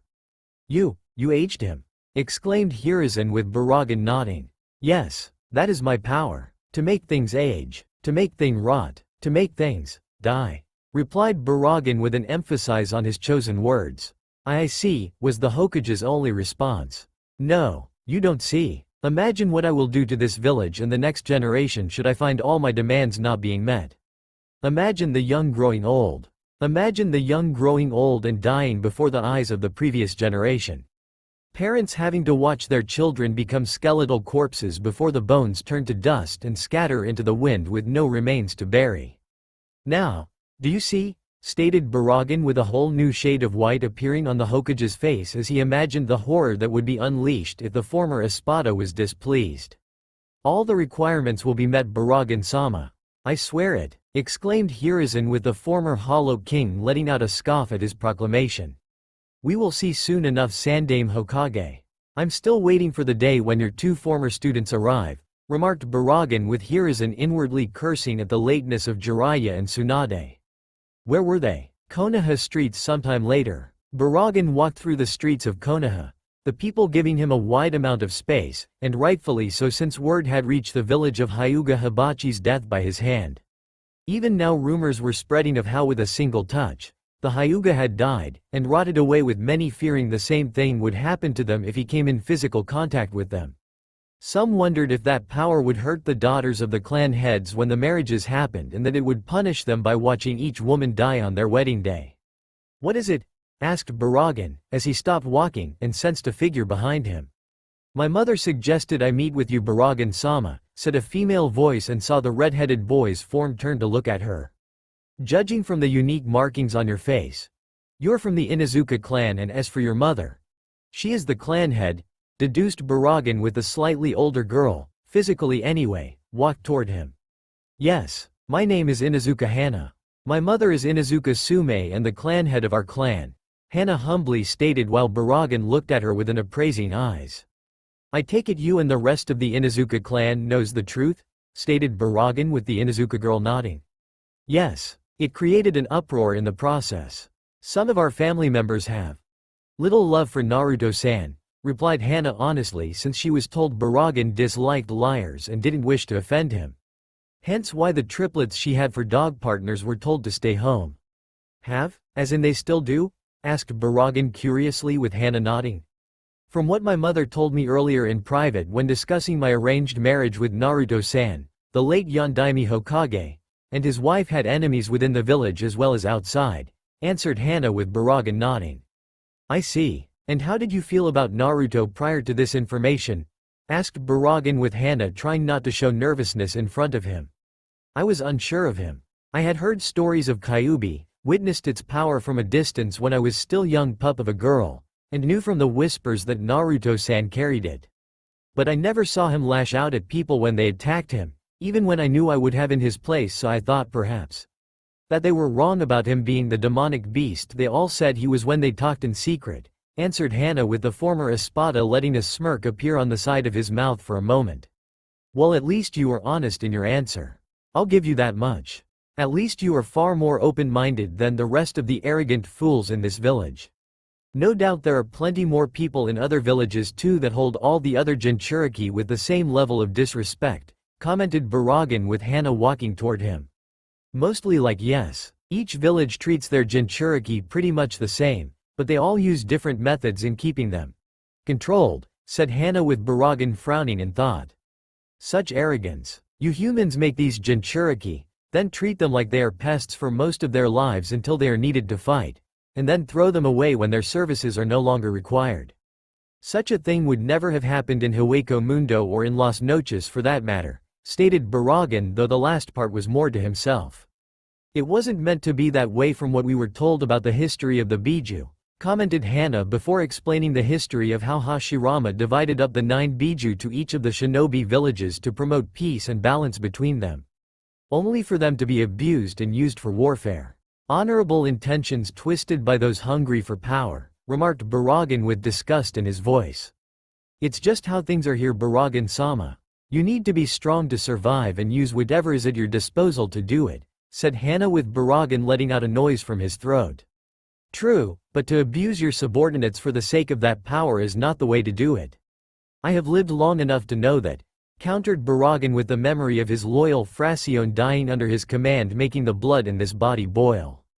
That and Naruto's own personality was merging with him, and the sense of betrayal the boy felt over this matter seeping into it. I'm sorry, Baragan-sama. I didn't mean to offend you by bringing up this sensitive topic, said Hana, while seeing and sensing his anger over the matter. It's not your fault, my dear. Tell me, have the other clans been complying with everything I have asked of them? Questioned Baragan, with Hana shifting nervously. I cannot truly say, Baragan-sama. My mother has submitted to your request in terms of agreeing the arranged marriage, but I'm not sure about the other clans, or how many of their respected members support it. Naruto-san was not well liked within the clans, with several members in each assaulting the pup when they had the chance, answered Hana, with Baragan frowning slightly. All the more reason to enforce my presence and eventually make sure Naruto enforces his own when the time is right, remarked Baragan, before walking down the street, with Hana now walking beside him to talk about other things. The Inuzuka girl could only hope that doing this would put her clan in Baragan and eventually Naruto's good graces. Hokage Tower, day of the deadline. Baragan sat in the chair as he did before not that long ago. He was tapping his cane on the ground lightly, a means to keep himself from being bored, and it made those around him become on edge with nervousness. There was no power behind each tap he made with the cane, but it was fun to see these fools sweat, knowing it could happen at any time, and they would be annihilated in the process without a moment to defend themselves. Why was he even in the room with these fools? He was waiting here originally for the 2 Sannin to come in and take their standing position on either side of the Sandaime Hokage. It was to show that they were loyal to the old man responsible for teaching them and were loyal to the leaf. Not unlike Tsunade and Jin did when walking beside Aizen when they were walking through Las Noches doing something devious. Just the thought of them made Baragan want to head back and use his newly raised level of power to make those fools bow before him like they should have done when he first met them. But alas, that was not possible, and even there was no telling what the state of the conflict between the 2 warring sides had been since his death. No, he had a clean slate to work with now and was going to ensure he had a legacy that not even Aizen could take away from him. I would think the stench in this room would have lessened since I was here last. Instead, it has increased, and has become nauseating, remarked Baragan finally, while looking at the clock that was off to the side on the wall ticking away. What stench? Asked Homura, while keeping his emotions in check at the insult. The stench I smell coming off all of you, replied Baragan, while seeing them all scowl and frown at his insult. With all due respect, Baragan-sama, I do not smell any stink in this room, and my senses would know if any of us did. I assure you everyone here has a proper hygiene-based smell about them, said Inuzuka Sume, with Baragan himself letting a cruel smile appear on his face. Of that I have no doubt, Inuzuka Sume. Though it's not a bodily stench I smell coming off of you and everyone else here. It's an emotional stench I smell and hear. It is the stench of arrogance. It is the stench of hatred. It is the stench of fear," exclaimed Baragan with those around him shifting at his words. "Surely not everyone smells that way to you, Baragan-sama?" asked Aburame Shibi, who was a man of logic, and only let his emotions become known when required. "No, not all of you do. That still doesn't weaken the stench in the slightest, since the vast majority in the room stink of these things. It's only increased since the last meeting we had, and considering the lack of Tsunade in room, I can see why," countered Baragan with his smile never leaving. "What do you mean, Baragan-sama? Jiraiya and Tsunade are right here next to Hokage-sama," exclaimed Inoichi, while happy the Tsunade were here despite cutting it close. "Do you take me for fool? Do any of you think I'm naive? That I will simply believe what you show me and not check to ensure these Tsunade are indeed who you claim them to be without question to their authenticity?" questioned Baragan, with the clan heads frowning while the civilian and shinobi council were sweating along with the Hokage. "Watch your mouth, pal. I know who I am, and so does Tsunade Heim," exclaimed Jiraiya, with Baragan looking at him dead in the eyes with a great deal of dislike. "I know you are who you say you are, Jiraiya of the Sannin, but it's your supposed former teammate that I question the identity of being the genuine article," challenged Baragan, while many of the people in the room looked shocked and even outraged that he would question whether the woman was in fact Senju Tsunade. "How dare you!" exclaimed one person. "You don't even know what Tsunade-sama looks like. How would you even know if she was Tsunade or not?" challenged another. "The fact you don't believe this woman to be one of the legendary 3 Sannin means that your power is not as great as you would like us to believe," stated another person. All from the civilian council side, of course. The clan heads, however, looked over at the form of Senju Tsunade, their eyebrows raised, searching for truth in Baragan's words, and noticed the shinobi council along with the Hokage seemed a tad nervous. This only enforced the former Espada's words, and in an instant Hiyashi used his eyes to see if the woman before them was in fact the one true Senju Tsunade. "That's not Tsunade-sama," exclaimed Hiyashi, with his voice a mixture of shock and pure outrage. "What?" Inoichi nearly yelled, while the threat Baragan made from the start came to the forefront of his mind. "Silence, both of you," commanded Homura, but any further words were never spoken when they heard the chuckle from Baragan, and his smile being a cruel one that sent shivers up the spines of everyone in the room. "This village truly is pathetic. I didn't even need to use my own unique sensory abilities to know that woman wasn't Senju Tsunade. Do any of you want to know how I knew this woman wasn't the real Sannin?" questioned Baragan, while the fake Tsunade removed the illusion to reveal she was in fact Konoha's genjutsu mistress Yuhi Kurenai. And it was clear this woman was terrified of the former Espada. How did you possibly know she wasn't Tsunade-sama?" questioned a member of the civilian council, while Baragan sent him a "Watch your tone when addressing me, look before giving a cold one to the Hokage." First, her posture alone didn't say she is a woman who is capable of physical strength that everyone knows Tsunade possesses.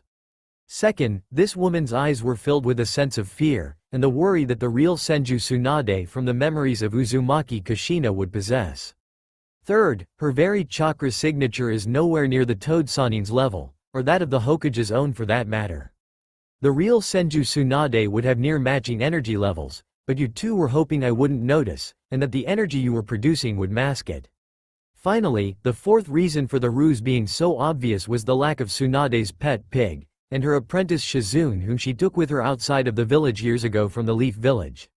Apprentices stay by their master's side at all times when traveling together, and I do not see the woman in this room, so therefore the real Senju Tsunade is not really here. Not that it matters. Even if you somehow managed to factor in all these different things into trying to deceive me, my sensory power would detect the difference between Senju Tsunade's own unique energy signature, and that of this woman impersonating her," answered Baragan, with many in the room flinching at the obvious clues they either missed in noticing themselves or didn't cover when trying to deceive him. "Damn it!" thought Danzo, as he had suggested this move when Tsunade didn't show up, and they were pressed for time with the Hokage coming up with the plan to deceive Baragan. "Where is Tsunade? Why isn't she here? Surely you told her to come back to Konoha immediately, Hokage-sama?" questioned Inoichi in a pressing tone. "I tried reaching her, Inoichi, but she has not responded to my message, or given any indication of her return to Konoha," answered Hiruzen with the clan heads looking devastated before looking at Baragan to see what the former Espada and Hollow King would do next. Well, that certainly puts you all in a predicament now, doesn't it? Questioned Baragan with his smile increasing and a chuckle leaving his mouth. Baragan-sama, surely the presence of the requested Sannin is enough to give us some kind of extension to bring Tsunade back to Konoha, stated Hiyashi with the former Espada letting out a growl of sorts while thinking it over and looking at the fox's head on the top of his cane. As if he was talking to it and hearing its advice on the matter. I suppose that having one of them here is worth some form of extension to motivate you to finding the other, remarked Baragan slowly while thinking it over. We will ensure Senju Tsunade comes back here in 2 weeks, stated Danzo in a taking charge tone before Baragan stomped his cane down on the ground and shook the room with his power. Do not dictate the extension for me in my place, old fool. I will be dictating the extension time for when you are to have Tsunade returned here to face my judgment. As for the extension itself, you have 1 week to bring the woman back here.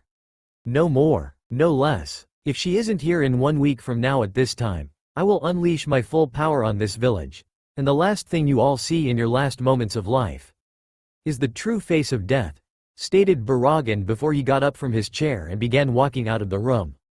Wait, Jiraiya called out to the entity inhabiting his godson's body.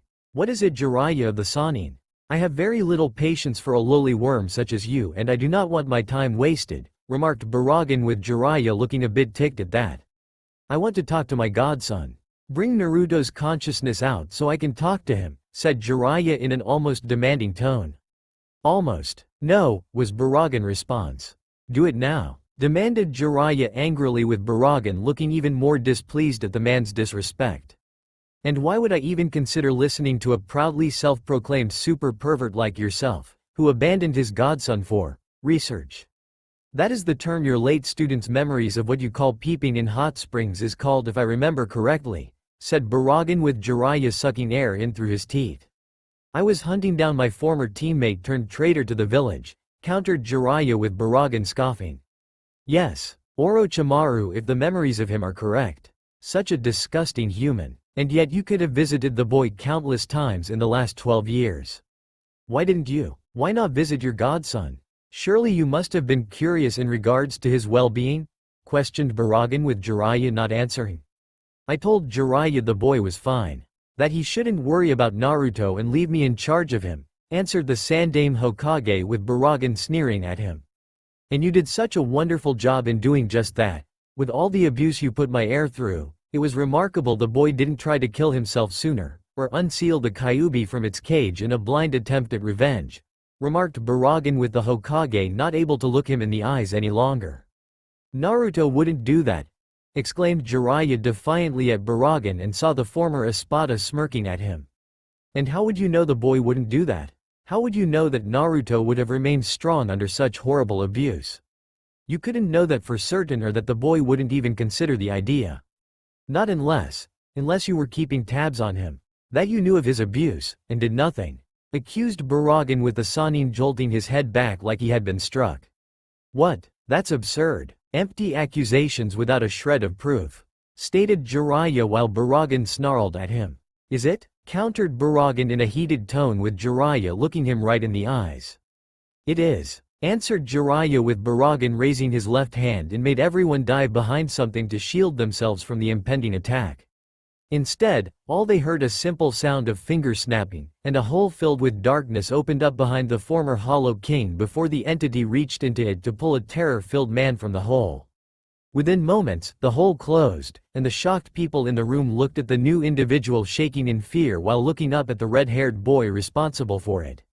Everyone, meet Yoshi. Yoshi, meet the governing body of Konoha.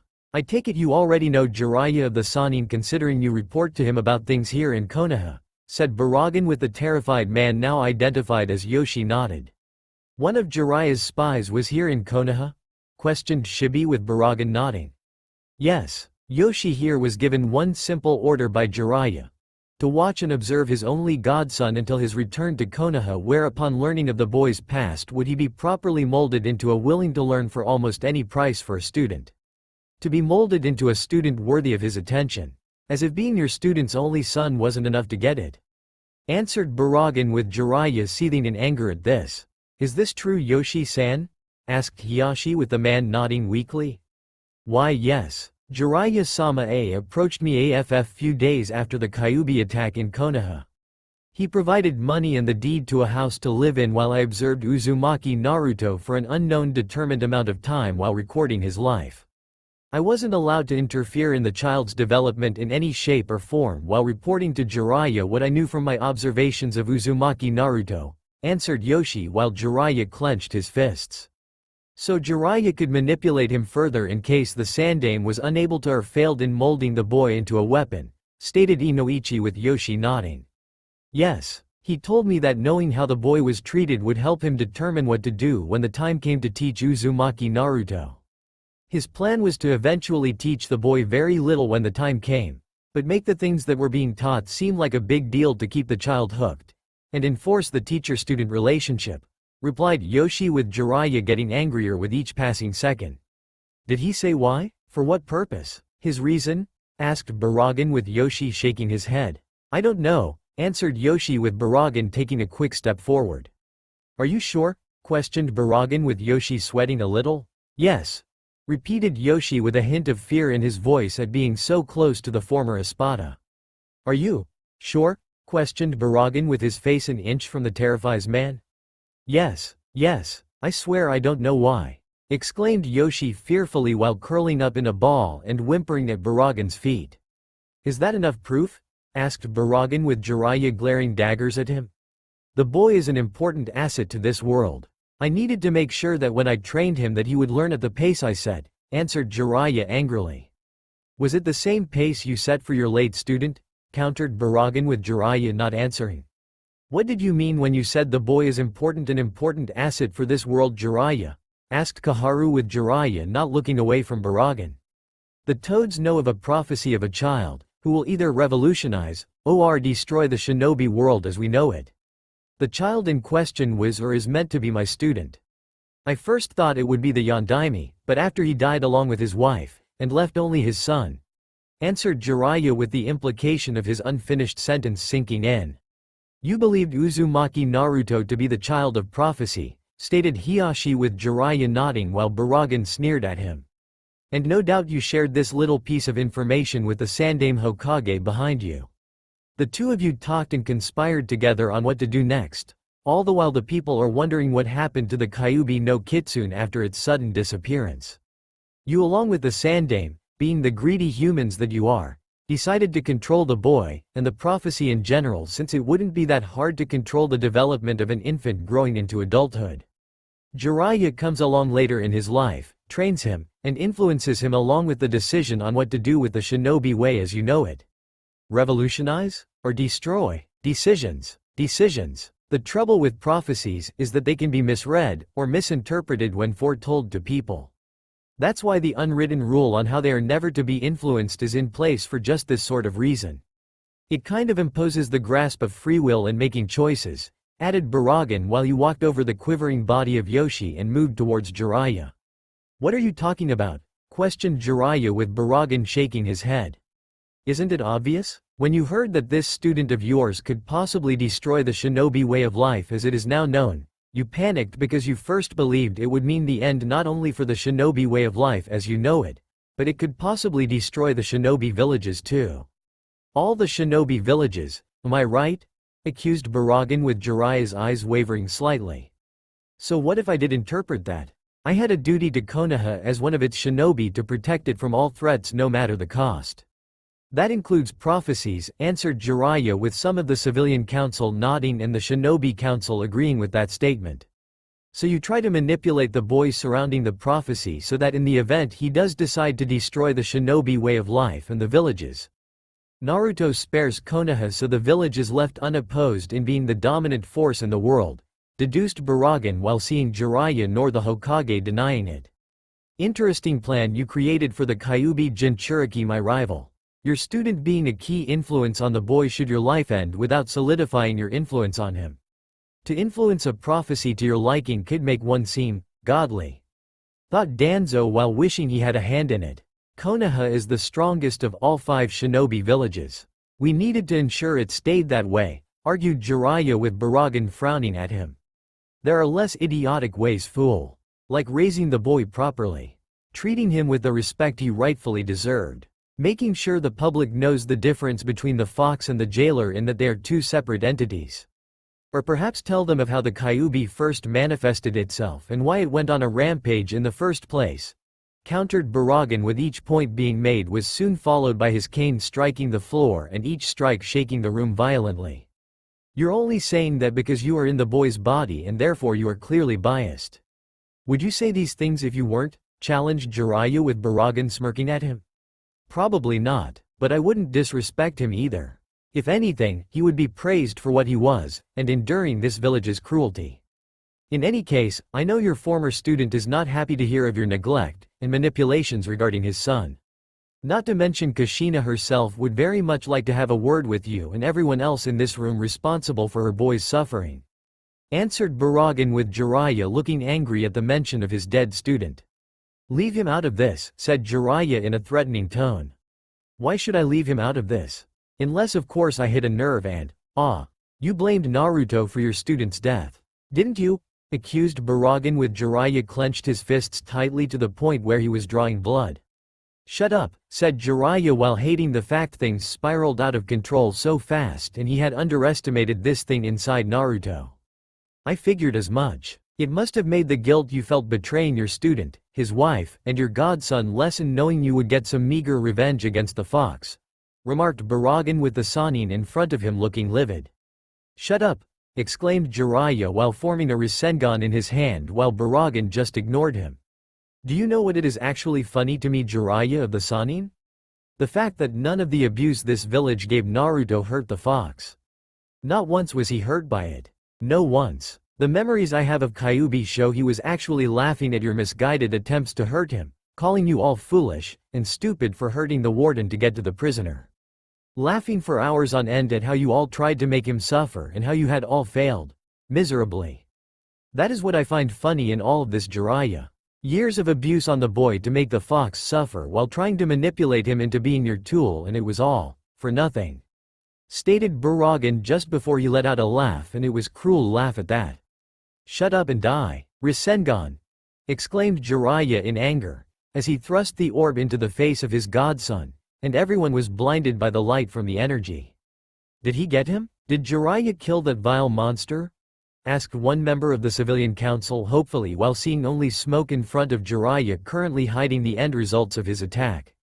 No, he did not get me, came the cold voice of Baragan before a hand came out of the smoke and grabbed Jiraiya's extended arm. Snap, and breaking it violently with the greatest of ease. Ah! Screamed Jiraiya, as he fell to his knees, his arm dangling at an odd angle. It looked like a piece of his arm was missing something inside, or had just shriveled up with blood dripping from the hand of his godson currently being used by the former Espada. Your arm is useless now. Even your former teammate will have a hard time healing your arm since all the bones I broke are now brittle and are the size of pebbles. I estimate you have exactly 1 week before that arm is lost and will need to be amputated. All the more reason to find Senju Tsunade and bring her back here to Konoha whether she likes it or not, stated Baragan before he left the room. Konoha Academy the next day. Iruka sighed heavily, his eyes showing how tired he was right now, as he looked over the tests he had given the genin he just graduated from the academy, and just wished this nightmare would end. After what happened with Naruto with the history of the boy being abused, which he felt stupid for not seeing, or possibly on a subconscious level refused to see, had gone back to look at the records for the boy, and every other student there. The fact Naruto was sabotaged by Mizuki so easily made Iruka believe it had happened since the boy was attending the academy from the start, and also suspected some foul play in the handling of the other students too. The results were not encouraging. As suspected, Naruto had been sabotaged from the start of his shinobi training, the very first day in fact, and possibly from the second he entered his first classroom.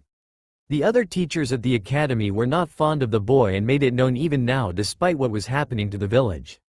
Iruka, however, was also concerned with how they had altered things just to ensure Uchiha Sasuke was the Rookie of the Year, and had done more than altering tests.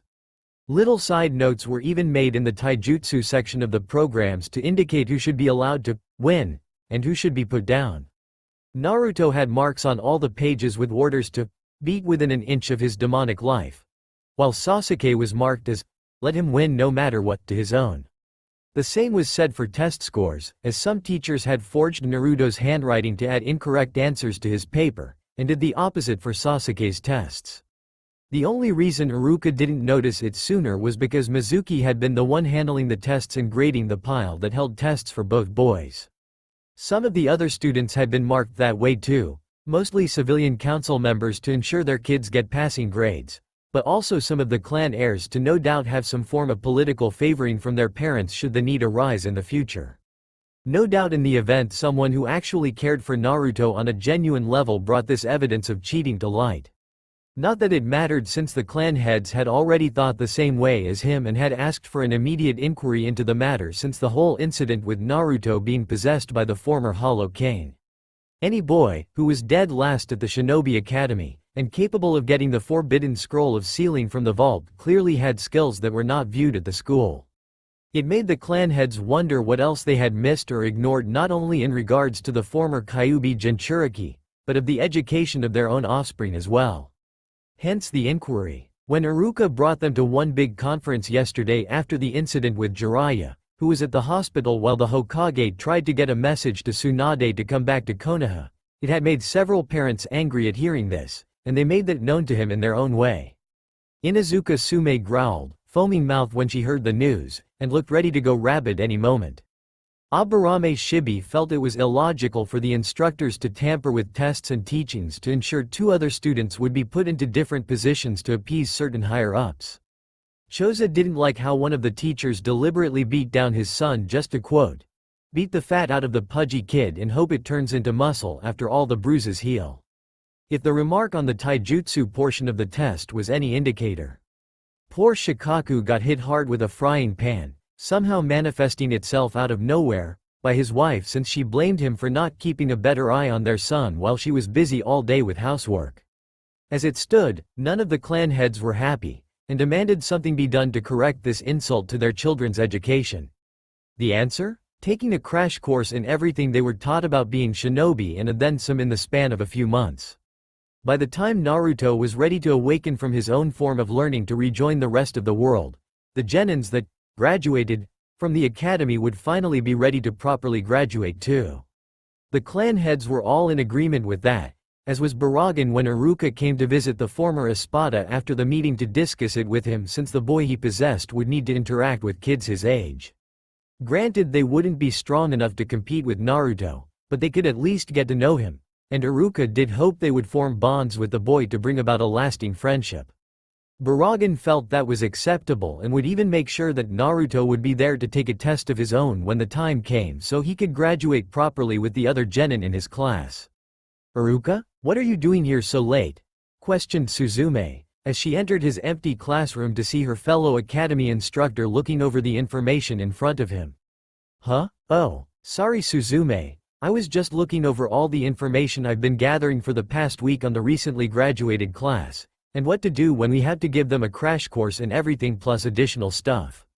I was thinking of having some of the other shinobi we have come in and perform some form of test in the field they're experts in. Like Maeda Gai for taijutsu and Yuhi Kurenai for genjutsu. I would ask for Hitaki Kakashi for ninjutsu, but the man is still in the hospital, and his rumored past history with Naruto being a touchy subject too," answered Iruka while possibly looking to another shinobi and going so far as to recruit Mitarashi Anko since she could help in weeding out the fangirls that would no doubt use this second chance to impress their Sasuke-kun, since everyone in the class has to retake it just to be sure. Personally, I never thought much of the boy. Always running around in his filthy, kill-me, orange clothing, eating nothing but ramen all day, and the way he eats makes you sick to your stomach, replied Suzume with Iruka shooting her a glare. Considering he raised himself all this time, his table manners aren't that bad, and the clothing he wears was the only thing shops would sell him. They deliberately gave him bright clothing to make Naruto a very big target they would have a hard time missing, Iruka countered with Suzume letting out a huff. Yes, well, even still at his age, a boy like that should be taught proper discipline, and be given a good smack to ensure he behaved properly. The fact it hasn't worked means no one has smacked the boy hard enough, remarked Suzume with Iruka's eyes narrowing. That boy has been hit hard enough and long enough to the point where it needs to stop, Suzume. In fact, it shouldn't have started at all, and the fact you condone it makes me question your ability to teach here, stated Iruka with Suzume looking like she had just been struck. You have some nerve to say that to me. I teach a kunoichi to blend in with the crowd, to act like a normal girl, and how to be a proper lady. Unlike some kunoichi in Konoha, I carry myself with a sense of sophistication and respect that all women should strive to achieve, countered Suzume with Iruka raising an eyebrow at her. And by some kunoichi, you are referring simply to Mitarashi Anko, answered Iruka with Suzume letting out a huff yet again while looking away. So what if I am? She is a vile woman. Has no sense of manners. She's almost as bad as the Uzumaki brat, in fact, in terms of clothing, if not worse. At least the boy wears clothes that cover his entire body and not something demeaning like a fishnet shirt that barely hides the rest of the upper body, countered Suzume with Iruka trying to fight the blush that wanted to rise up because of the image the woman here put of the Anko in his head. Anko is good at her job, Suzume. You shouldn't care about her attire, replied Iruka with a sigh and running his hand through his hair. It's not just Anko's sense of work attire.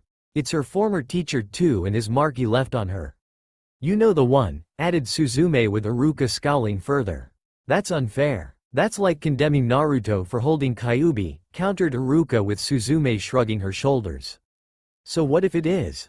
Both are tainted, Iruka. Naruto even more so now due to that vile and ghastly Baragan in his body instead of Kyuubi, replied Suzume with Iruka gritting his teeth. And we aren't in some manner? Human beings as a whole, much less most of those in this village, haven't exactly got a spotless record, Suzume. We've done horrible things to Naruto and never once batted an eyelash of regret or sympathy towards him. Don't go judging someone just because you think they're lower than you in life until you've had a good hard look at yourself in the mirror, remarked Iruka with Suzume letting out an angry huff and decided to leave. Fine, be that way, but mark my words, Iruka. The boy is going to become an even bigger monster after that Baragan creature works his magic on him, and we can only hope that Anko doesn't catch his eye. The last thing anyone needs is those two being together, or Kami forbid it. Producing offspring, replied Suzume with her face going a tad green like the idea would make the woman want to vomit. Go, Suzume. I have a lot of work to do and I can't be bothered anymore by such a prim and proper kunoichi like yourself, remarked Iruka sarcastically in his voice, with the woman leaving with another angry huff as she left. With the rookies, you mean we have to take the tests again? Because of Naruto? This is crap, exclaimed Kiba, as he just got out of the academy, and wanted to kick some shinobi ass now that the graduation was over. Now he had to go back and do it all over again. Not from what my father has informed me when he returned from speaking with Iruka-sensei. I believe the term we should use to describe our situation is being cheated, since that was what was found when it came to our various tests being scored by the instructors marking us, remarked Shino while he saw Kiba grit his teeth and Shikamaru sighing. Troublesome. I knew that things were going to be bad when Mom came home dragging Dad into the house with multiple bandaged lumps on his head. Though from what my mom told me during her ranting about making sure I was trained into the ground, only one of us benefited from all of this, added Shikamaru while glancing over at Sasuke, who let out a scoff, and brooding in silence until now. It doesn't matter. Even on your best day, I could handle all of you, and a few tweaks on tests won't make that much of a difference here, said Sasuke arrogantly. This isn't about tweaking a few tests. Ours were cleverly altered along with yours for different purposes. And it wasn't just a few. It was all of them. All the tests we ever took were tampered with, so the end results for our overall progress are tainted. That's why we have to take everything over again in the span of a few months and even learn new stuff the academy didn't teach us. Though who they plan to use for that, I have no clue, but I suspect it's people who are experts in each field, concluded Shikamaru with Sasuke listening to the last part about additional training since it meant getting stronger and that's what he wanted above all else. What about Naruto? Is he going to be joining us? I heard he's been well indisposed of for the time being, asked Choji, who was munching on chips, and seeing his friend shrug his shoulders. Hinata merely blushed at the mention of Naruto while Kiba scowled along with Sasuke and Sakura. Ino was unresponsive for once, as she didn't expect to be put into an arranged marriage unless it was with Sasuke, and her father had to explain in painful detail on why this had to happen. Who cares about the baka? I don't. So annoying asking me out all the time. If he spent half as much time paying attention in class as he did on me, the baka wouldn't be the dead last of the academy, remarked Sakura with Shikamaru shaking his head at her statement, and Shino's bugs were buzzing in annoyance to her words while Hinata scowled. Sakura, in case you haven't noticed yet, Naruto's tests were altered too, and for the sole purpose of making him seem like a failure to everyone.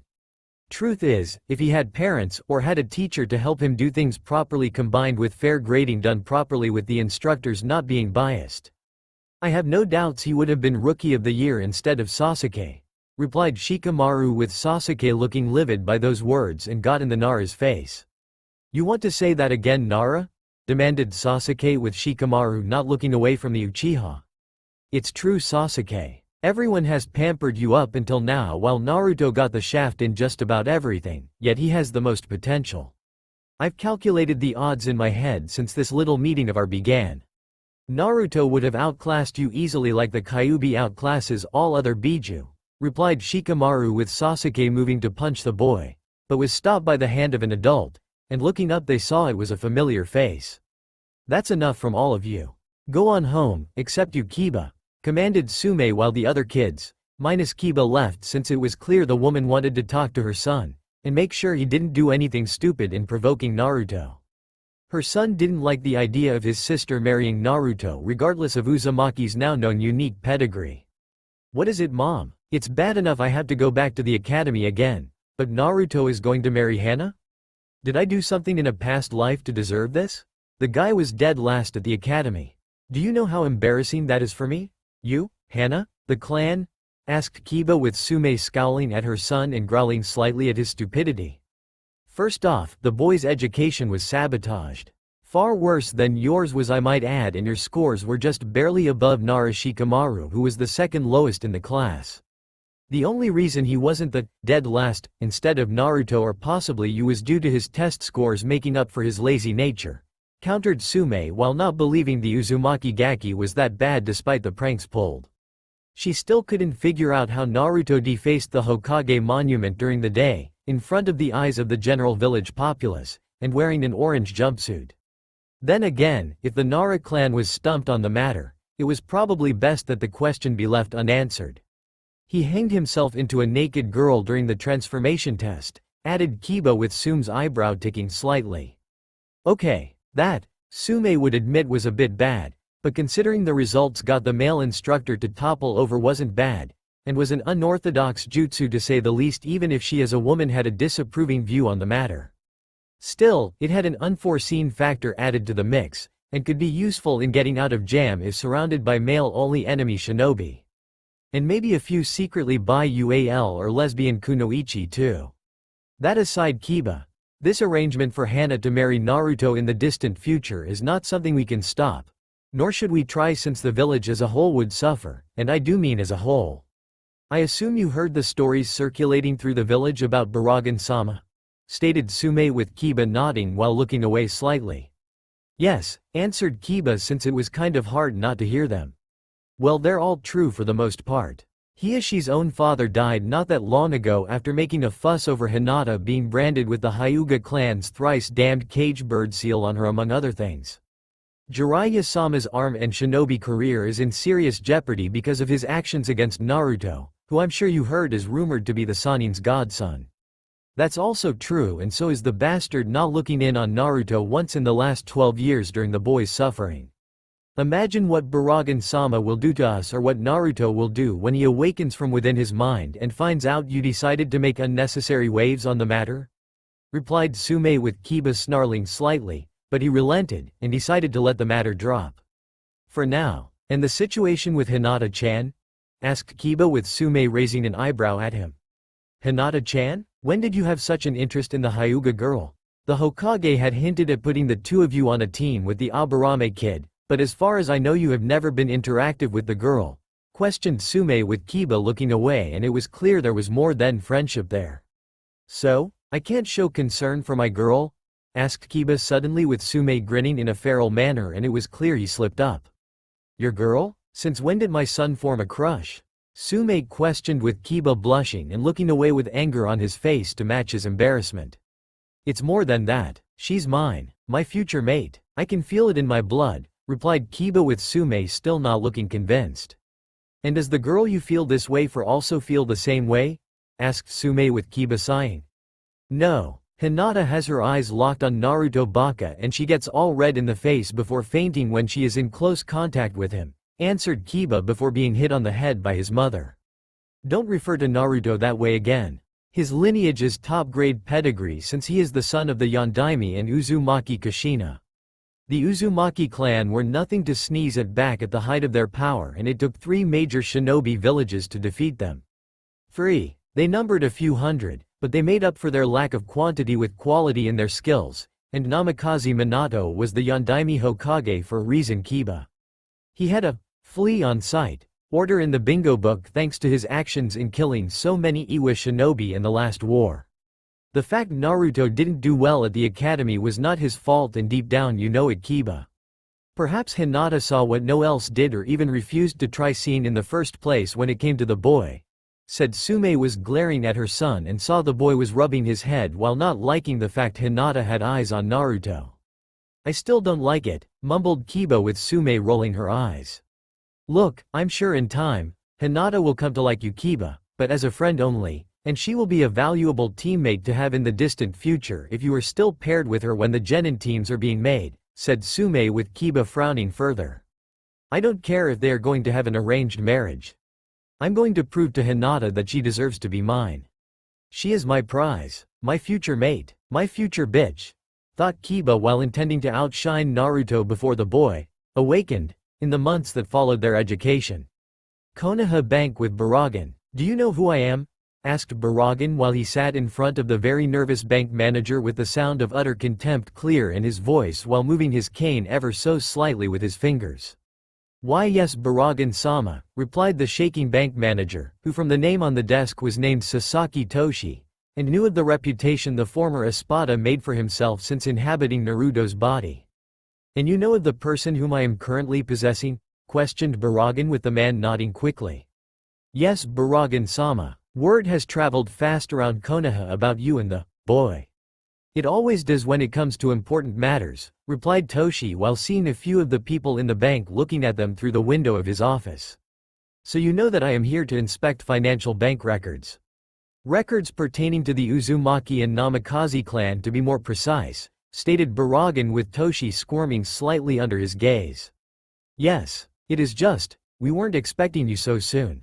I know you have other affairs around the village and I assumed your business here would be minor. Replied Toshi with the former Espada not appeased by the nervous smile he was being given. I was looking over official bank records while at the Namikaze estates that were being held there 12 years ago to the statements given to me recently per my request I made to the Hokage. To be perfectly straightforward with you, Toshi-san, the numbers do not add up and I think you know why, stated Baragan firmly, and while he wasn't a genius with numbers, the former Espada lived long enough to do math, accounting, and knew when someone was cooking financial numbers that would leave a bad taste in the mouth of the one who owned the accounts. I might, replied Toshi before jumping when Baragan tapped his cane loudly on the ground, having heard the stories of what the former Espada could do with just that cane, but was fortunate that nothing bad happened when it did, and yet it was clear the entity possessing Uzumaki Naruto was not happy.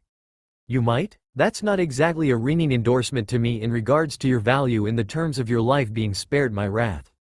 It would be better for everyone if I just killed you now and talked to your successor. I'm sure he would be more cooperative when I asked him questions about these financial indiscretions, threatened Baragan with the man in front of him letting out a small squeak of protest. No, that's quite all right. I do know why the numbers are off, to be blunt, but you must understand that I didn't want to do it, and was forced to do it by higher forces than myself, answered Toshi quickly with Baragan nodding, though it was clear this news displeased him. Explain it to me and do it fast, demanded Baragan with Toshi nodding quickly. Yes, of course. About 12 years ago, a few months before the Kyuubi's attack, I was promoted to bank manager for my previous years of devoted and loyal service to my profession when it comes to managing money. I've always had a skill for it and my services were always praised for what I could do. After things died down, I was suddenly approached by the newly reinstated Sandaime Hokage, and his former student Jiraiya of the Sannin. They told me that I was to redirect certain funds from both the Namikaze and Uzumaki clan accounts in a discreet manner to another account. They didn't tell me why they were targeting these two accounts or why they wanted this done in the first place. They said if I didn't, they would accuse me of treason, lock me away, and I wouldn't see daylight until I was an old man. I couldn't risk saying no. I wasn't in any position to resist what they were asking of me, stated Toshi with Baragan snarling slightly. Do you have access to this other account they asked you to pilfer funds into when they first arrived? Asked Baragan with Toshi nodding. Yes. The account falls under my direct control in transferring funds into it, but they stopped draining funds from the Namikaze and Uzumaki accounts roughly 4 years ago. But the third account has been slowly gaining interest since then, and has become quite a lump sum, answered Toshi with Baragan's eyes narrowing. Good. Two can play this game. Reverse the flow of money that was being sent to that third account back the Namikaze and Uzumaki accounts. The extra money earned during that time will also be added to each account equally and you won't notify the Hokage of your actions when it's done until a few days pass, stated Baragan with Toshi going pale in the face at the mention of the Hokage. But Baragan-sama, the Hokage will have me arrested and executed for treason. Exclaimed Toshi with Baragan standing up and flared his power in front of the very frightened the man a few years out of his life. The Hokage will be the least of your worries should you disobey me, Toshi-san. I am a far greater enemy than the Sandaime Hokage ever will be to you in any given situation. Do as I ask or die with those that will be dead soon once Senju Tsunade returns to the leaf, countered Baragan with Toshi looking at him in shock. Tsunade-sama is returning to Konoha? I thought she vowed never to return after she lost all those close to her, questioned Toshi with Baragan letting out a chuckle. She has one more person left in this village. Even if the woman has no idea yet of that fact, remarked Baragan before leaving the office and the shocked man slumping in his chair. Hokage Tower several days later. This better be good, sensei. First, you send one of your summons to find me, and deliver an important message that according to the chimp I should read immediately. Which I destroyed since I had no intentions of returning for whatever stupid reason you may have had to call me back. Second, I get another later from the same chimp telling me to open this one in its presence, and that the message I get in the scroll is barely readable writing saying to come back to Konoha with all being explained. Well, explain, demanded Tsunade at the top of her lungs, as she marched to the door. Her assistant Shizune was quivering behind her with the pet pig doing the same, and just watched the very short-tempered woman kick the door open to the Hokage's office. Only to see the old Hokage that was her sensei and her former teammate Jiraiya, who she noted was injured, having a defeated look on their faces. There is a valid reason for your return, Senju Tsunade. Sit down next to me so the old fool here that is your sensei and your former teammate can explain it to you properly, came the surprisingly mature voice of a boy with red hair and a pair of scars on his face wearing strange regal clothing sitting in a chair opposite of the Hokage. Who are you? Questioned Tsunade while walking over to the boy, who had this look in his eyes that told her this kid was mature beyond his years, and to be cautious should she decide to provoke him. Sit, please, commanded Baragan with Tsunade finding herself obeying the order. What is going on? What was so important that you had to command me back here under threat of using Konoha shinobi to do it? Questioned Tsunade with both the Hokage and Jiraiya shifted nervously. Tsunade, listen to me before you jump to any conclusions about what I'm about to say to you, and that I only did it because, began Hiruzen before Baragan's spiritual pressure made itself known. Do not tell her excuses to your actions, Hiruzen. Tell her the truth and tell it now. Or I will, and without holding back the slightest detail that resulted from your actions, said Baragan in a threatening tone that left no room for arguments or compromise. What action? What the hell is going on? Demanded Tsunade while looking between them and wondering what it is that has her sensei nervous, with Jiraiya having a fearful look on his face. The same kind he had on his face when Tsunade caught him peeping on her in the hot springs and beat the Sannin within an inch of his life. Tell me, Senju Tsunade, what exactly do you know of your godson? Uzumaki Naruto? Questioned Baragan with Tsunade frowning at him and then looking at the Hokage. He's dead. My sensei and Jiraiya told me the ceiling took too much out of the boy and the fox killed him with its chakra. A final insult before its death that also resulted from the ceiling. Why? Answered Tsunade while seeing the Hokage flinch and Jiraiya now eyeing the window with calculating eyes on how long it would take for him to make a mad dash through it. Tsunade. What I told you before you left 12 years ago was a lie, said the Hokage with Tsunade's eyes widening in shock before they narrowed. A lie? Questioned Tsunade with a hint of anger in her voice. Yes, a lie. A lie I told in a moment of weakness, answered Hiruzen before a sound from Naruto's throat made by Baragan was made. It was hardly a moment of weakness, Hiruzen. Not with the company you have been keeping since that day you were reinstated, remarked Baragan with Hiruzen looking away for a second. Okay, it wasn't a moment of weakness, but the loss I suffered was key to agreeing with Jiraiya that you should be lied to about Naruto's existence, countered Hiruzen with the woman in front of him leaking killer intent at him. Why lie? Why keep him from me? Why? Demanded Tsunade while nearly rising from her chair as she looked at him with angry eyes. Simply put, they wanted control over Naruto. They wanted to control him, the Kyuubi, and more importantly they tried to manipulate a prophecy. Something that no one in their right mind, whether they are human, hollow, demon, or god should be doing even in the slightest. Something these two morons here thought they could get around on account of one being labeled the kami of shinobi and the other being a so-called sage, answered Baragan with Tsunade looking at him again, then back at the other two, and then again at him. Just who are you exactly and how do you even know all of this? Asked Tsunade with the boy's face turning up in a small smile. My name is Baragan Louisenbairn. I am the former Hollow King of Hueco Mundo, but more importantly, I am also the new and temporary guest within your godson's body that sits before you until the two of us merge into one, answered Baragan with Tsunade now looking shocked and scared at the same time before she narrowed her eyes at him. Get out of my godson's body. Now, demanded Tsunade while she slightly cocked her fist back to do some damage and hoped Naruto would forgive her for it later. That's not possible. The seal that held Kyuubi is doing its job on me. Something else that needs to be explained in what has happened in your godson's life that these two have allowed to happen after you left 12 years ago, answered Baragan with Tsunade pausing in her right hand's subtle movement and turned to look at her former sensei. What happened to my godson while I was away drowning in my sorrows? What did you two Bakas do to Naruto? What did this shinobi village, my grandfather's village, do to him? Answer me, demanded Tsunade with Baragan smiling fully now. I'll tell you, Tsunade-san. And when I'm done telling you every single detail of suffering your godson endured for 12 years of his life, you can decide whether or not they deserve to die quickly, or slowly. Replied Baragan with a cruel chuckle leaving his mouth. I'm listening intently, said Tsunade, as she blocked out everything, and everyone else around her while Baragan explained everything to Tsunade in methodical fashion. The former Hollow King wasn't lying when he said there would be no sparing in detail of the suffering Naruto endured from the boy's memories, and even about the soul fragments of Naruto's parents inside of him, each acting as a fail-safe to keep the fox at bay as a last resort. How they were in him right now for the moment, being parents to the boy, making up for 12 long years of unintentional neglect, and giving the child the love long deserved before they were to be devoured into him. How they were displeased by Konoha's cruel betrayal, not to mention the Sandaime Hokage, and Jiraiya betraying them since neither of the two saw it coming. By the time it was over, Tsunade couldn't restrain the killer intent, and let it fill the room while glaring daggers at the two people she thought could be trusted with her life.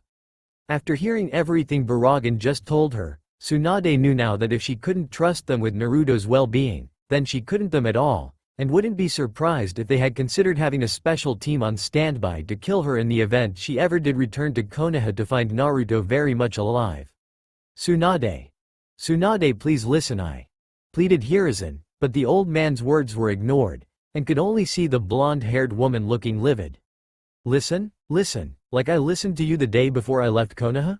Listen to the lie you spun about the boy being dead? I was weeping for months and even years after I foolishly believed that lie you told me. Weeping over the loss of a godson who wasn't dead, but probably wished he had been, and don't say that's not true. I've heard all the stories from other shinobi villages and how they treated their own Jinchuriki with little to no civility, countered Tsunade with a fury in her voice that made the Hokage and Jiraiya sense knowing she was right. Hence why Kyuubi's last two chosen Jinchuriki were not known to the rest of the village for that reason alone. stated Baragan with Tsunade nodding with her eyes closed now with her anger ready to explode. You know, a part of me actually thought that I should be glad my godson's dead so he wouldn't have to face such a possible life in Konoha despite the fact I would sooner burn the Leaf Village down than let anyone harm him. Now I find myself back here, listening to the truth, and the events that have followed it because of your arrogance and stupidity. The only reason I don't make Konoha a crater right now is because Baragan-sama here has already set terms I find fitting.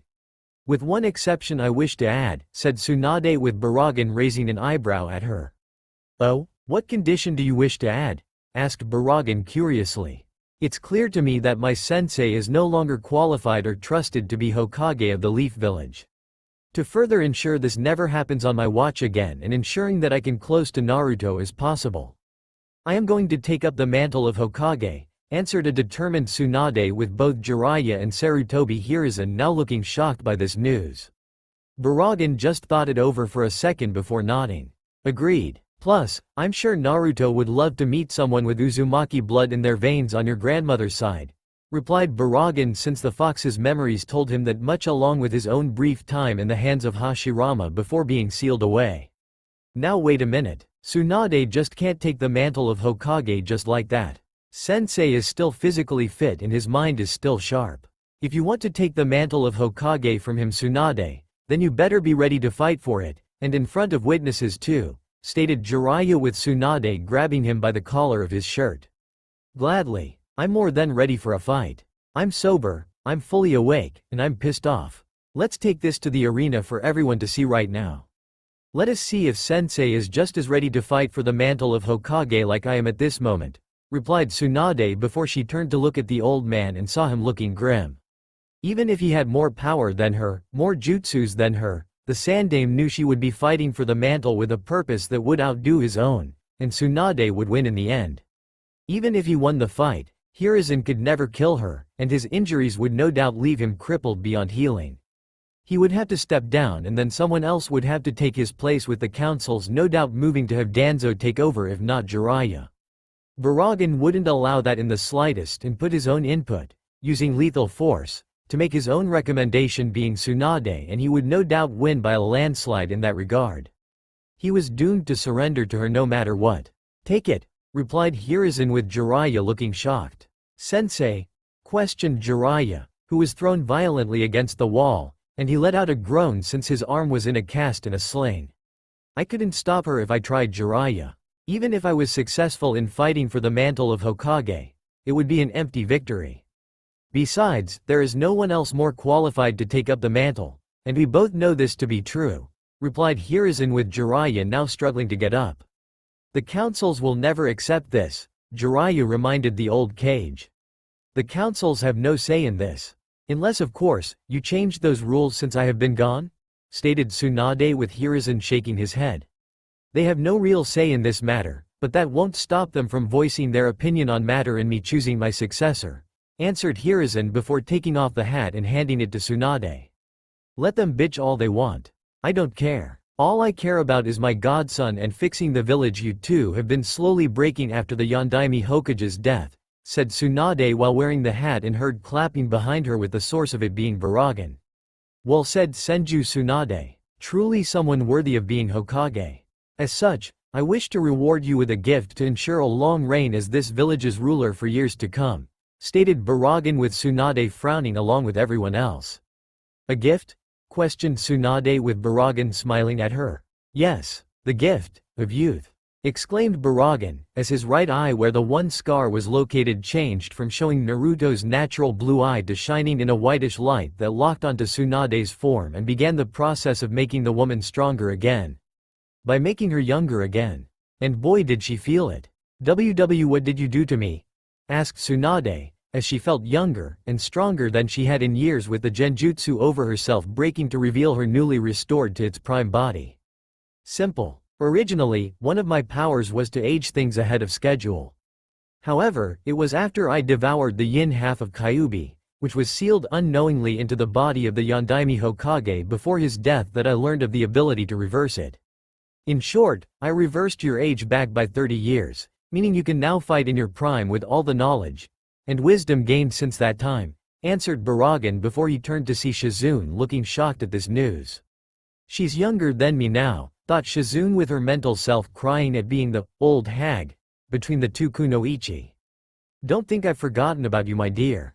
It's only fair I bless the student with the same gift I gave the teacher, stated Baragan before he did the same for her in reversing the woman's age, but only reduced it by 10 years, and then did it to the pig just so they wouldn't ask him to do it later. That, and he was sure the pig would make a fuss since the animal seemed as intelligent as it was pampered enough to make some kind of demand in its own unique way. Thank you, Baragan-sama, replied Shizune while bowing, Taunton doing the same, and the two mental versions of themselves were doing a happy dance at not being old hags of the group. He has that kind of power now. To influence life and death? Thought Hiruzen and Jiraiya while Baragan gave Tsunade a brief bow. I will leave you to handle things here for now, Tsunade-san. I know there is much to do and I will be back again later when the transfer is official. We can talk about business at that point since there are matters I need to address with you about some things, stated Baragan with Tsunade giving her own bow of respect to the former Hollow King before he was out the door and turned to face her sensei and teammate. Be careful when dealing with him and Naruto for that matter, Tsunade. Neither of them can be trusted, said Hiruzen with Tsunade grabbing him by the collar lifting him out of chair. I'd sooner trust him and Naruto over you. To think, Minato along with Kushina trusted you, me, and Jiraiya to help watch over Naruto. A trust you and Jiraiya both broke. That I broke because you lied to me. And for what? All for some form of phantom power and control over one boy possibly being part of a prophecy that was neither clear or accurate in any way. Well, I'm not about to let you do anything else and I'm sure as hell not going to let you try to manipulate my godson anymore.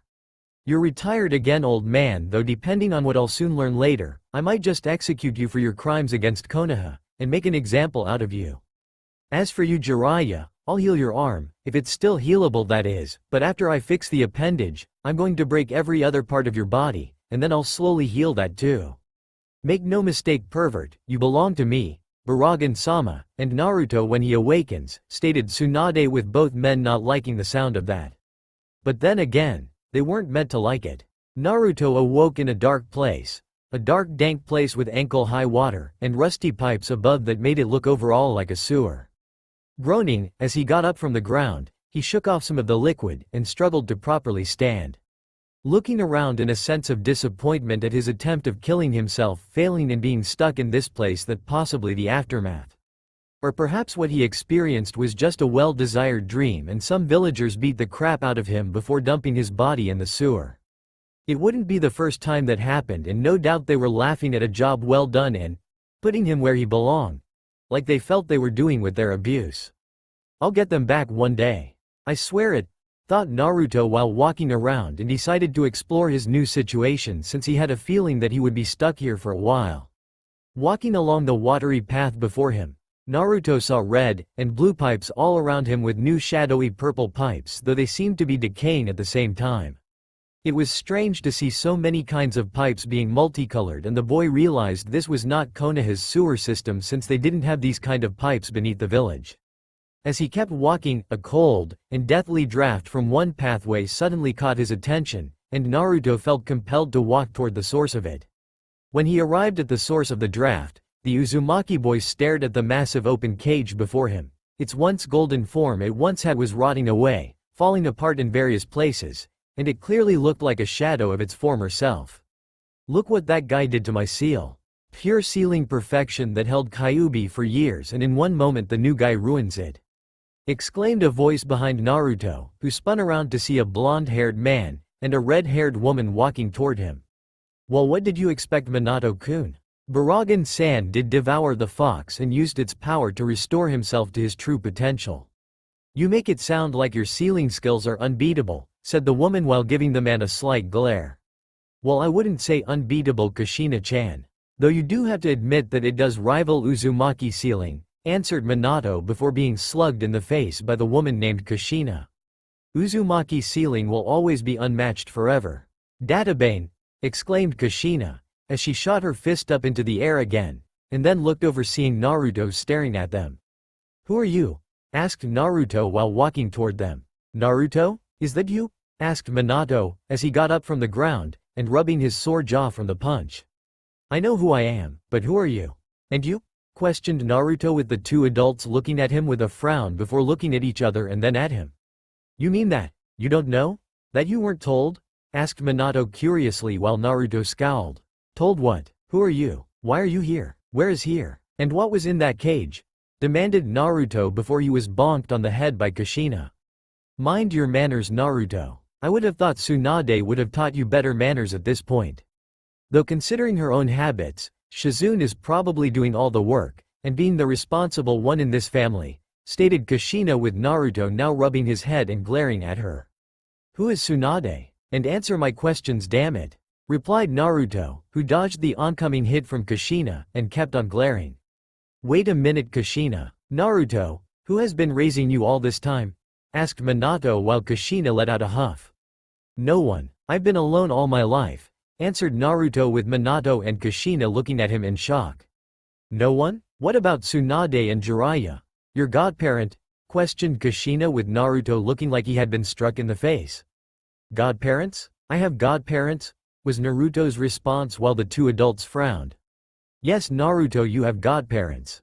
Though why they haven't raised you up until now is troubling to say the least. Is Sarutobi Hiruzen still alive? Said Minato with Naruto just nodding. Yeah, he's the Sandaime Hokage. Just who are you two and how do you know me? Asked Naruto with the two adults looking at each other uneasily before looking back at him. Naruto, I don't know how to really put this except that we're your parents, answered Minato while pointing to himself and Kushina with Naruto sporting multiple emotions at this point. My parents? Questioned Naruto in disbelief. Yes, my name is Uzumaki Kushina and this is Namikaze Minato. I'm surprised you don't recognize your father since his face is on the Hokage monument for everyone to see, answered Kushina, who moved to embrace her son, but the boy jumped back, and his face was livid with anger. My father is the Yondaime Hokage? That's flat out impossible. It's not true, stated Naruto with Kushina and Minato looking shocked. Why don't you believe it, Naruto? Surely Hiruzen, Tsunade, and Jiraiya will confirm it for you if asked, questioned Minato, but got a glare from the boy, and it shocked him to see such anger aimed at him. I did ask? You know what I got from the old man? Nothing, just I don't know, Naruto. I'm sorry, I'll look into it, but now is not the time to ask, or some other crap. As for those other two, I've never met them, and as to why I don't believe you, my life has been utter hell in Konoha. If I was your son, do you really think I would be hated, and beaten in the place that loves you? Countered Naruto with Kushina and Minato looking shocked by this. Wait, you're not loved in Konoha? Do the people know who you are? Asked Kushina, as she moved forward again, but stopped when Naruto took several steps back, and kept his glare on them. Yeah, they know who I am. I'm the demon brat, the monster, and the abomination of Konoha. I'm the kid they beat up on my birthday. I'm the kid they use for target practice. I'm the single most hated person in Konoha, exclaimed Naruto with all the anger he could muster. What? That's not possible, stated Minato, as he looked at Kushina, who was on the verge of crying, and the woman instantly moved faster than either male could track to find her hugging the stunned boy. What are you doing? Let me go, now, said Naruto, as he struggled to get free, but Kushina held him tighter and started to cry.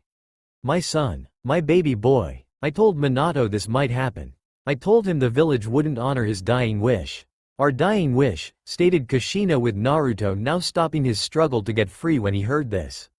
What I want to know is why it wasn't honored. Why is Naruto treated so badly? Where are Jiraiya and Tsunade? How does the village know of you holding the Kyuubi? Asked Minato with Naruto's body going stiff again. I hold the Kyuubi? Asked Naruto with Kushina and Minato looking at him. You mean you weren't told? Ever? Asked Kushina with Naruto shaking his head. No, I often wondered why I was hated. Beaten up within an inch of my life. I asked the Hokage countless times and he just wouldn't answer me, answered Naruto with his two parents frowned further. And you haven't been in contact with either of your two godparents? They are hardly unrecognizable since they are two of the legendary three Sannin, replied Minato with the boy shaking his head no. I barely survived being at the orphanage. I was either eating rotting food or no food at all and I was kicked out in the middle of winter during a snowstorm, answered Naruto with both his parents looking livid at this. And the Hokage allowed this? He let this happen? Asked Kushina with Naruto unable to look her in the eyes. I don't know. I don't think. He's a busy man, said Naruto while scratching the back of his head. Naruto, the power behind being the Hokage of Konoha is absolute with the exception of the Fire Daimyo. You are the single most important child in Konoha and even more so for holding the Kyuubi. Something that should have been known to a select few and two of them would have been your godparent. Why they weren't in Konoha raising you is disturbing to me, replied Minato before a cold chuckle was heard throughout the dark room. Correction. He was holding the Kyuubi, said a malevolent voice before an elderly man with scars on his face and looking like a barbarian warlord walked into the light. Who are you? Asked Naruto while Kushina moved him protectively behind her and saw Minato getting ready for a fight. I am the Kyuubi's killer and replacement in being housed in this place you call a mind. Though given how you have been abused, neglected, and taught next to nothing, it does not really surprise me that this is the outcome of what manifests for a mind these days, replied the old man while walking further towards them. Stay away from our son, commanded Minato while the figure just stopped and laughed at him. Protecting your son, your only child, how noble, how honorable. It's been a while since I've seen anyone worthy of my attention. Most humans in your position would run and abandon their child to save themselves, commented the figure while the two adults in front of him got ready for a fight.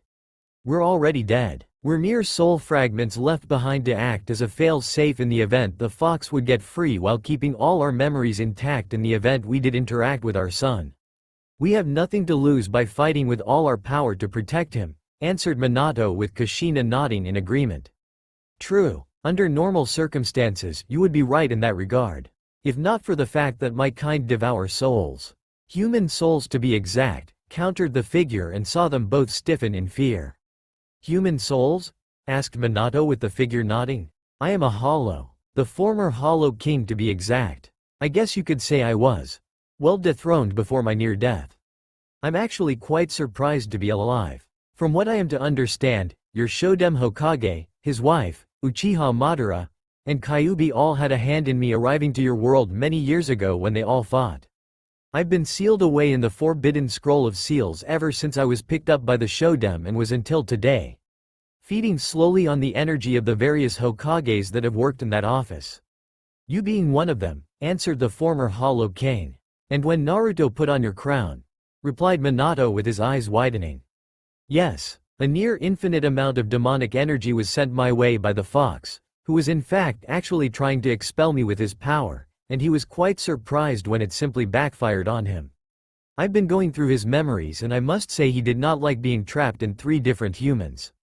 His pride in being the strongest of the 9 Biju and his anger at how he felt Konoha would use him to be their weapon was what resulted in his attempt to kill the boy prior to the sealing. Hence the woman here died, being the shield against the fox's claws aimed at your only son. You have my utmost respect.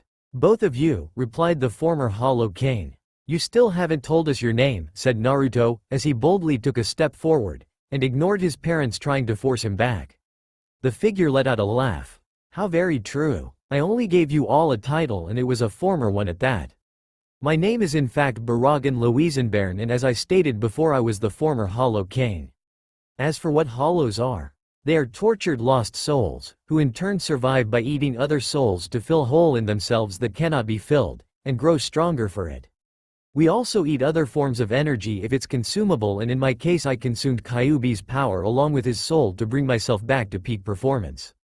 In fact, I'm significantly stronger than I was before my near death, and could destroy Aizen if given the chance, said Baragan with the last part more to himself in a near whisper.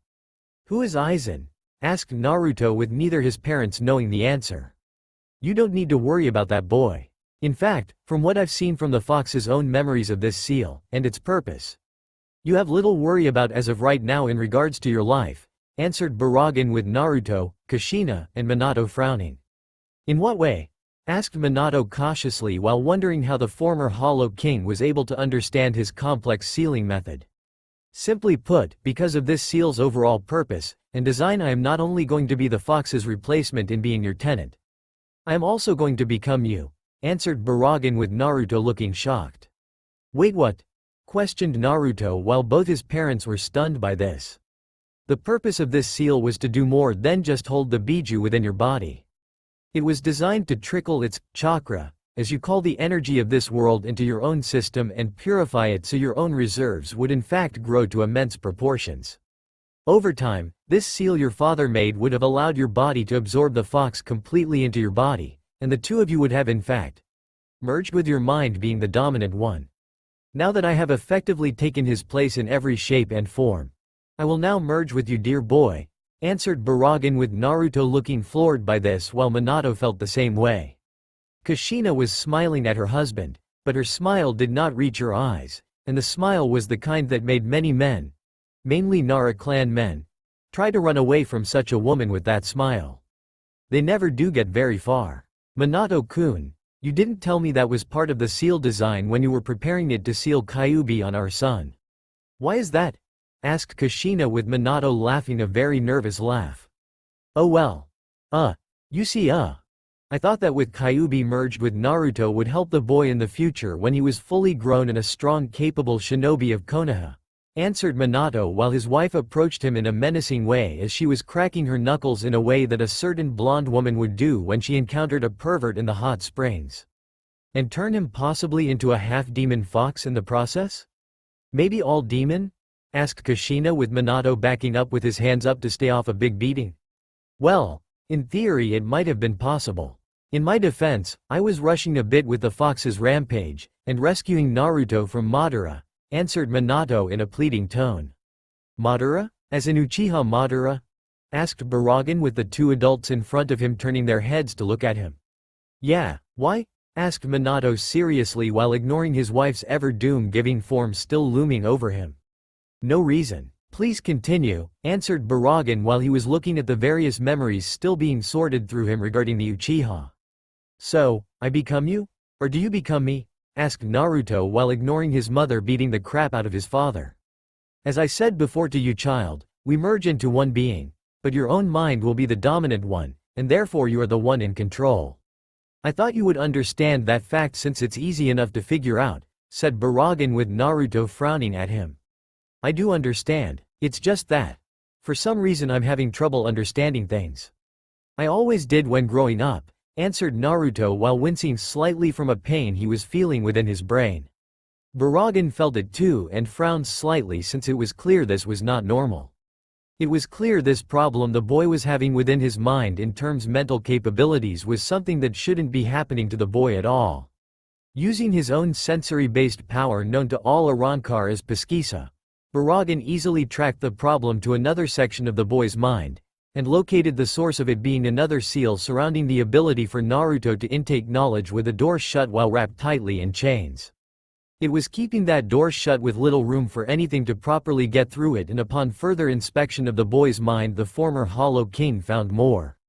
It seemed there were other parts of Naruto that were chained and locked tightly in place with the purpose of staying locked away forever.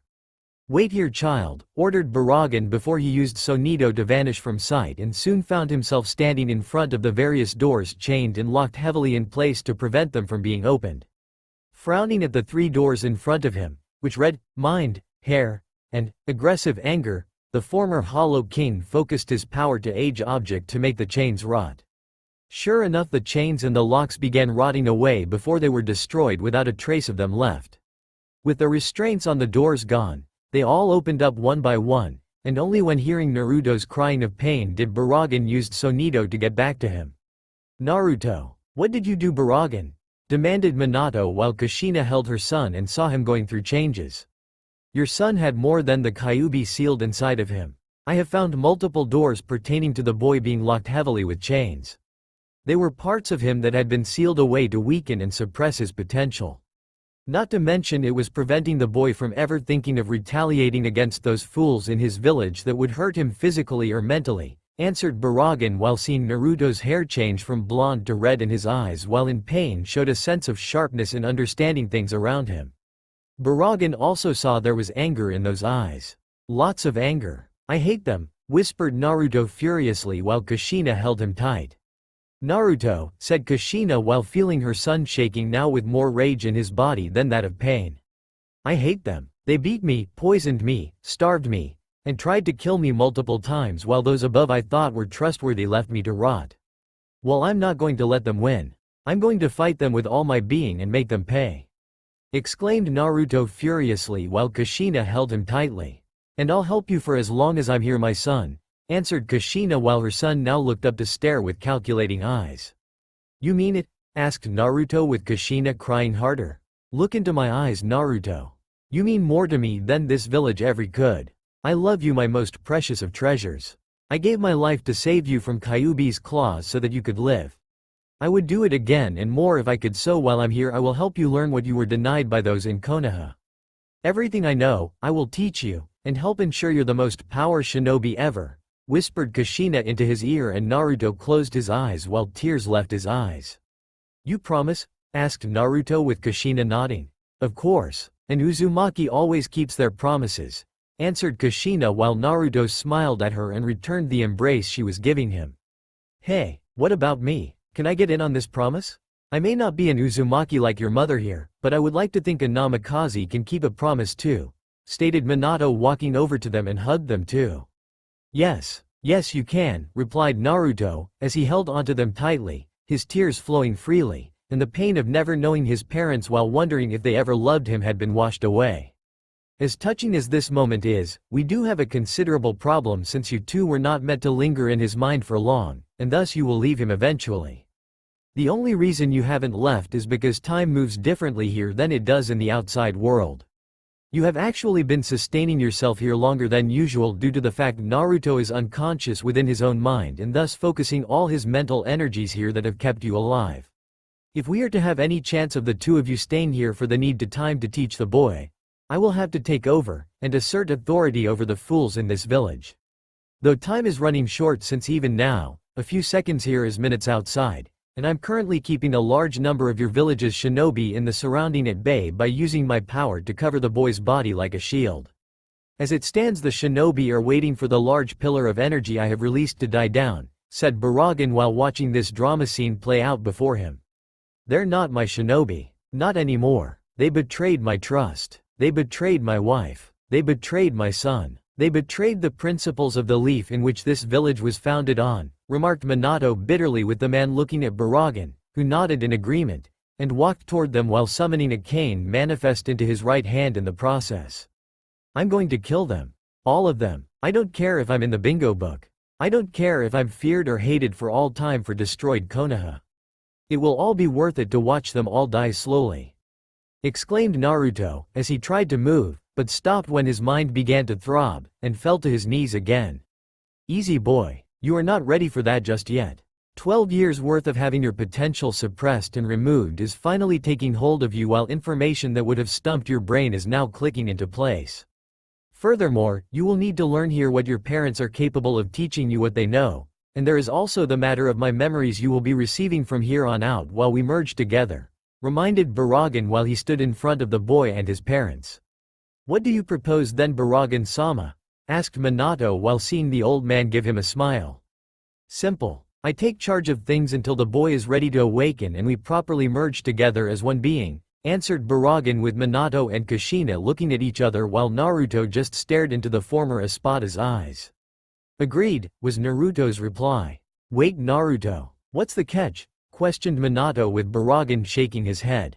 "No catch. The two of us are going to get a new lease on life when we merge together, my dear boy.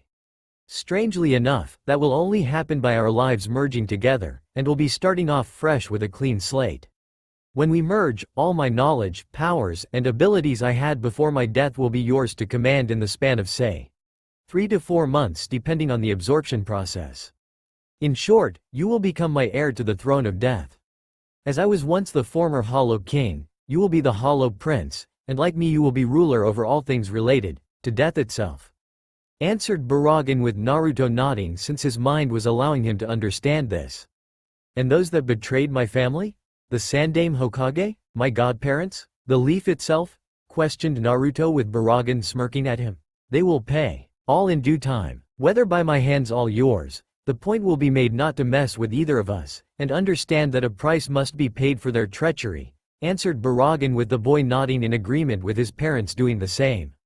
There would be hell to pay for Konoha's betrayal. Konoha present day. Baragan awoke from his slumber. Or rather, Naruto's body did, since it needed rest just like any other 12-year-old, and the former Espada had made sure to exercise it properly. The boy was still growing, so even with the body being physically enhanced beyond all normal means, it would be foolish of him to not give it the proper exercise required to keep everything in tip-top shape, and show any form of weakness. Baragan wouldn't tolerate it, and neither would his heir. After going through his now becoming usual morning physical routine to keep it in top shape, the former Espada in a child's body headed out for the day to inspect Konoha, and see what else was going on in this cesspool of sorts that needed to be addressed. Tsunade was back, which was a plus for Naruto since the woman had no idea of the boy being alive until 2 days ago, and even now the newly minted 5th Hokage was cleaning house. The academy had lost several of their instructors responsible for the sabotaging of Naruto and the other students in his class. They were taken to Ibiki, who had no problem unleashing his skills on all of the morons that would cripple the next generation in their own way, and risk the leaf becoming too weak to fight back possibly stronger enemies. Each academy instructor had eventually confessed not only the sabotaging, but that they did it for money being paid by the councils to further Uchiha Sasuke's belief of him being a true prodigy, and keep the boy loyal to Konoha in the belief he could be a great shinobi thanks to their tutelage. The Sandaime also knew of this and approved of the sabotage, provided that it didn't go too far, and that each of the students had a fair chance of graduating the exam before being judged by their Junin sensei during the real test. Insulting and stupid to say the least. The academy itself was a joke to Tsunade, as she saw the curriculum being used by them overall, and nearly threw her desk out the window in frustration at what was taken out of the programs. All that was left to teach these kids was history of Konoha, the basic jutsus used by any novice, and the academy's standard taijutsu. What about elemental affinities? How about the study kenjutsu? Different weapons for different shinobi. There wasn't even a mention of medical ninjutsu being capable of saving lives of injured comrades. If this is how things were going since I've been gone, then the leaf is in bigger trouble than I thought, and the fact sensei let him happen concerns me. What was he thinking? Thought Tsunade, as she sighed while looking over more of the damage the Sandaime Hokage caused, and wanted to smash his face in. If it wasn't already, and he was at the hospital with Jiraiya with the 2 healing in full body casts. How are things? Asked Baragan after using Sonito to enter her office thanks to the open window. Bad. Everything sensei did since taking office again after the Yondaime died was just one bad decision after another. It's like he purposely weakened Konoha, but for what I don't know, answered Tsunade with Baragan nodding. Did Jiraiya tell you anything about the account he and Hiruzen made to pilfer money from the Uzumaki and Namikaze accounts? Asked Baragan with Tsunade shaking her head no. He wouldn't answer me. The man just looked away with a scowl on his face like I did something horrible in revealing that to the world. Like some big secret that shouldn't be made public was brought to light. Of course by that point I was upset with him to no end that I broke his jaw, which I just finished healing with a solid punch, and told him that I would get answers no matter what, replied Tsunade with Baragan nodding. The account in question had quite the sum of money deposited in it from the pilfering, plus the interest it was given to grow made it even larger, and could nearly buy a whole village with it, remarked Baragan with the woman nodding before frowning. Wait a minute. The total number in the account was, according to the bank manager, had grown to the sum of 3,050,000,000 ryo, stated Tsunade with Baragan nodding. That was with the interest from the years it sat growing in secret under everyone's noses like it was some kind of nest egg of theirs, remarked Baragan with Tsunade nodding. But the frown didn't leave, and pulled up some information she found that was in regards to land rights possibly being purchased.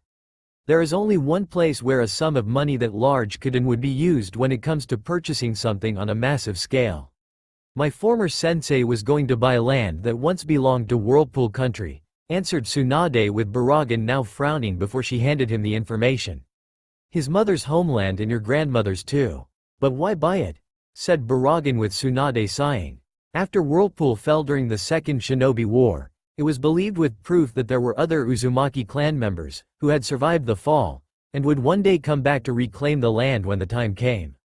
The Fire Daimyo was able to politically use the alliance Fire Country had with Whirlpool to gain some form of right to the land, but not entirely, since an Uzumaki could reclaim it for free regardless if the land was bought by another country, and it was forbidden for anyone to remove anything there unless with permission from an Uzumaki without coercion from someone else, answered Tsunade with the former espada in front of her, narrowing his eyes.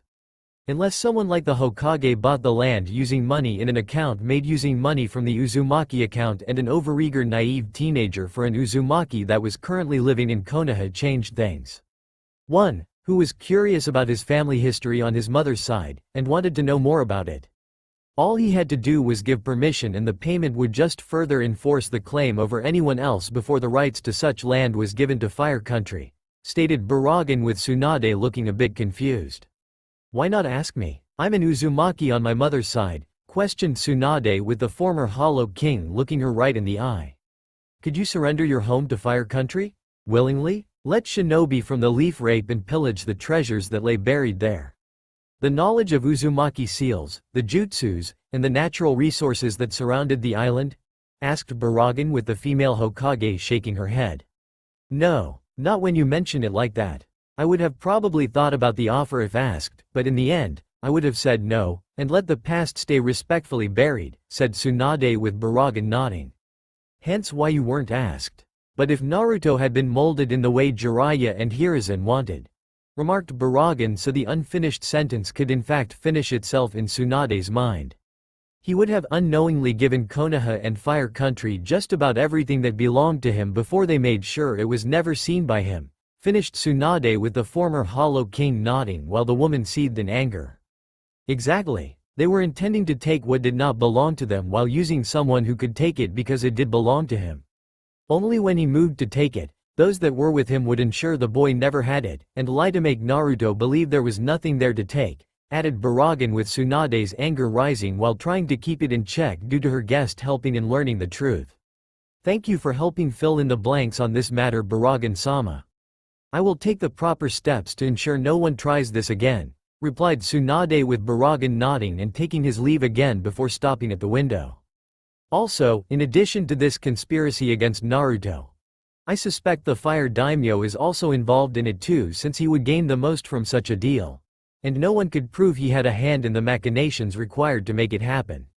By the time any questions or inquiries were to come up, Hiruzen would have been dead, and Jiraiya getting there within a few years, added Baragan, with Tsunade's eyes widening in surprise, and knew that was true. The natural resources within Whirlpool would make Fire Country financially richer than it had been in years, and the Fire Daimyo would be able to take credit for his country's newly found prosperity. The Fire Daimyo would have the most to gain from such a thing, with such financial stake in the matter. Not to mention that her former sensei and Jiraiya could only set their plan in motion with the Fire Daimyo's approval. And the Fire Daimyo would consider what happened to be completely legal on his end while denying anything illegal happened under his watch, said Tsunade, with Baragan nodding. He will eventually be dealt with in time, remarked Baragan before he walked out of the room. Naruto's mindscape. Naruto smiled while looking around within his mind, as it was no longer a sewer like when he first entered it, and walked on white sand instead of water. There were no longer pipes of all different shapes, sizes, and colors in tight constricting places like last time. Now there was only wide open space, with a wide open night sky, stars high in the air, and a shining moon above that was the only source of light in this dark place. An exact replica of Hueco Mundo. The smile left him quickly though, as a look of concentration replaced it, and like Baragan he too had a shadowy black cane with a fox's head in his left hand. Appearing behind him was his mother, a sword in hand, meant to slash him diagonally down the back, and tear through his flesh. Dodging the attack, Naruto moved left, right, down, up, shift more to the right, leaped back using a handstand before spinning to face her, and then blocked the last attempt with his cane. Holding his cane steady, Naruto felt his father's presence behind him, a kunai in hand currently at the ready to stab him in the back of the head, and moved his head away to prevent the weapon from killing him. Grabbing the arm with his free one, Naruto gave a squeeze until Minato had no choice but to let the weapon fall with his limb at risk of being broken, and kicked the fallen kunai at his mother. Kushina quickly jumped away to prevent the weapon from striking her in the chest and pierce her heart before charging again, with Naruto using Sonido to vanish from sight. Damn it, Naruto. Stop using that move, exclaimed Minato since his son used it easily to dodge his parents' attacks with Kushina colliding into him in the process. But it's so fun to use it. Besides, you use your own technique that made you famous in the last Shinobi War. It's only fair, countered Naruto with a smile on his face. He's got you there, Minato-kun, added Kushina while Minato grumbled. You're only saying that because he has red hair like you, countered Minato, who got punched in the jaw for that, and earned Kushina's wrath. Don't denounce people with red hair. Red hair is the best hair color ever. Databane! Exclaimed Kushina while Naruto smirked at seeing his father whimper in pain from the punch to the face. Enjoying things, I take it? Asked Baragan, as he appeared before them, and saw the boy nod his head. I sure am, Grandpa Baragan, answered Naruto with Baragan smirking at him. Smart ass Gaki. Still, in a way it does make sense you would call me that. How goes your training in understanding my techniques and those of your parents? Questioned Baragan with Naruto shooting a bala through the sandy dunes of this fake version of Hueco Mundo. Everything is going well. I still have a ways to go though. So much to learn here and then practice in the real world when I take control. How's life outside? Replied Naruto with Baragan informing him and his parents of what has happened so far. I knew Tsunade didn't willingly abandon my son. Take that, Minato-kun. Databane!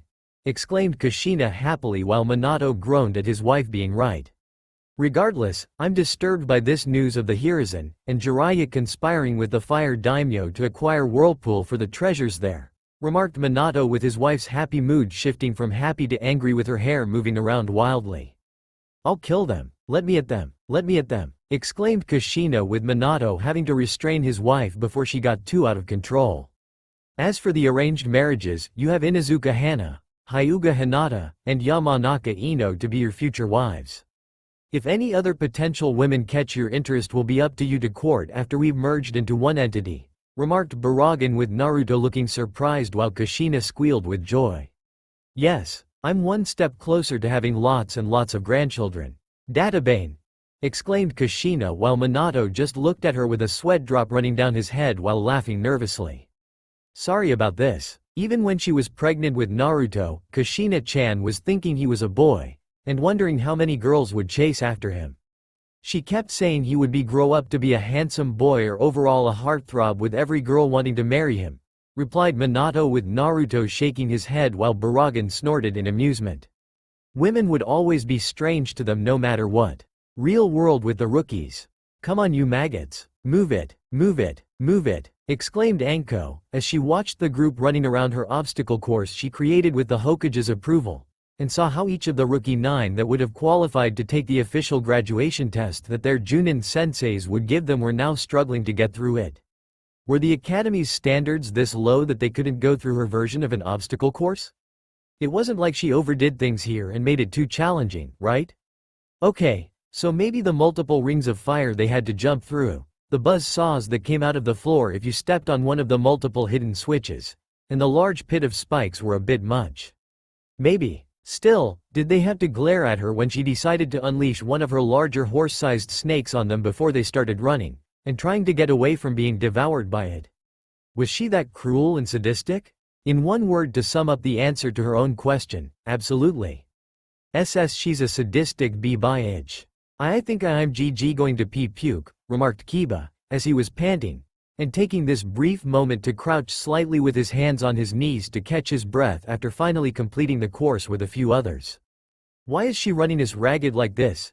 Asked Ino since she wasn't expecting this when they were being given the crash course in their shinobi training. I believe she wants our bodies to be at peak performance since the academy didn't do that much in regards to physical endurance training, answered Shino, but even his stoic form was covered in sweat, and it showed on his trench coat if only slightly. I can do all that at home when I train. Why did here? Challenged Kiba now on his ass and felt his breath get caught in his throat when he sensed a looming figure having moved to hover behind him. Because all of your parents want to make sure you get the maximum amount of physical training. Also, I had a talk with your mom last night about you slacking off at home, and she knows for a fact that a certain runt I'm talking to here hasn't been training that hard in his clan style, replied Anko in a sweet yet evil voice while Kiba laughed nervously at her cruel-looking eyes. I'm pacing myself, answered Kiba with Anko picking him up by his jacket. Wrong answer Gaki. Do the course over again. If you die, remember it's not my fault you can't cut it, and considering your sister is going to eventually marry the family line isn't going to be lost. Exclaimed Anko, as she threw him to the start of the course, and heard him let out a dog-like whine before growling at the mention of his sister's future marriage. When I see Naruto Baka, I'm going to kick his ass, and see to it that all his marriages are cancelled, thought Kiba angrily while using it to run through the obstacle course again. So Hana is going to marry Naruto? Asked Shikamaru after taking a bottle of water and drinking some of it before pouring it on his head. From what I've heard from my parents, Ino here and Hinata are in an arranged marriage with Naruto-san, answered Shino with Ino frowning and Hinata blushing at the mention of her future marriage to Naruto.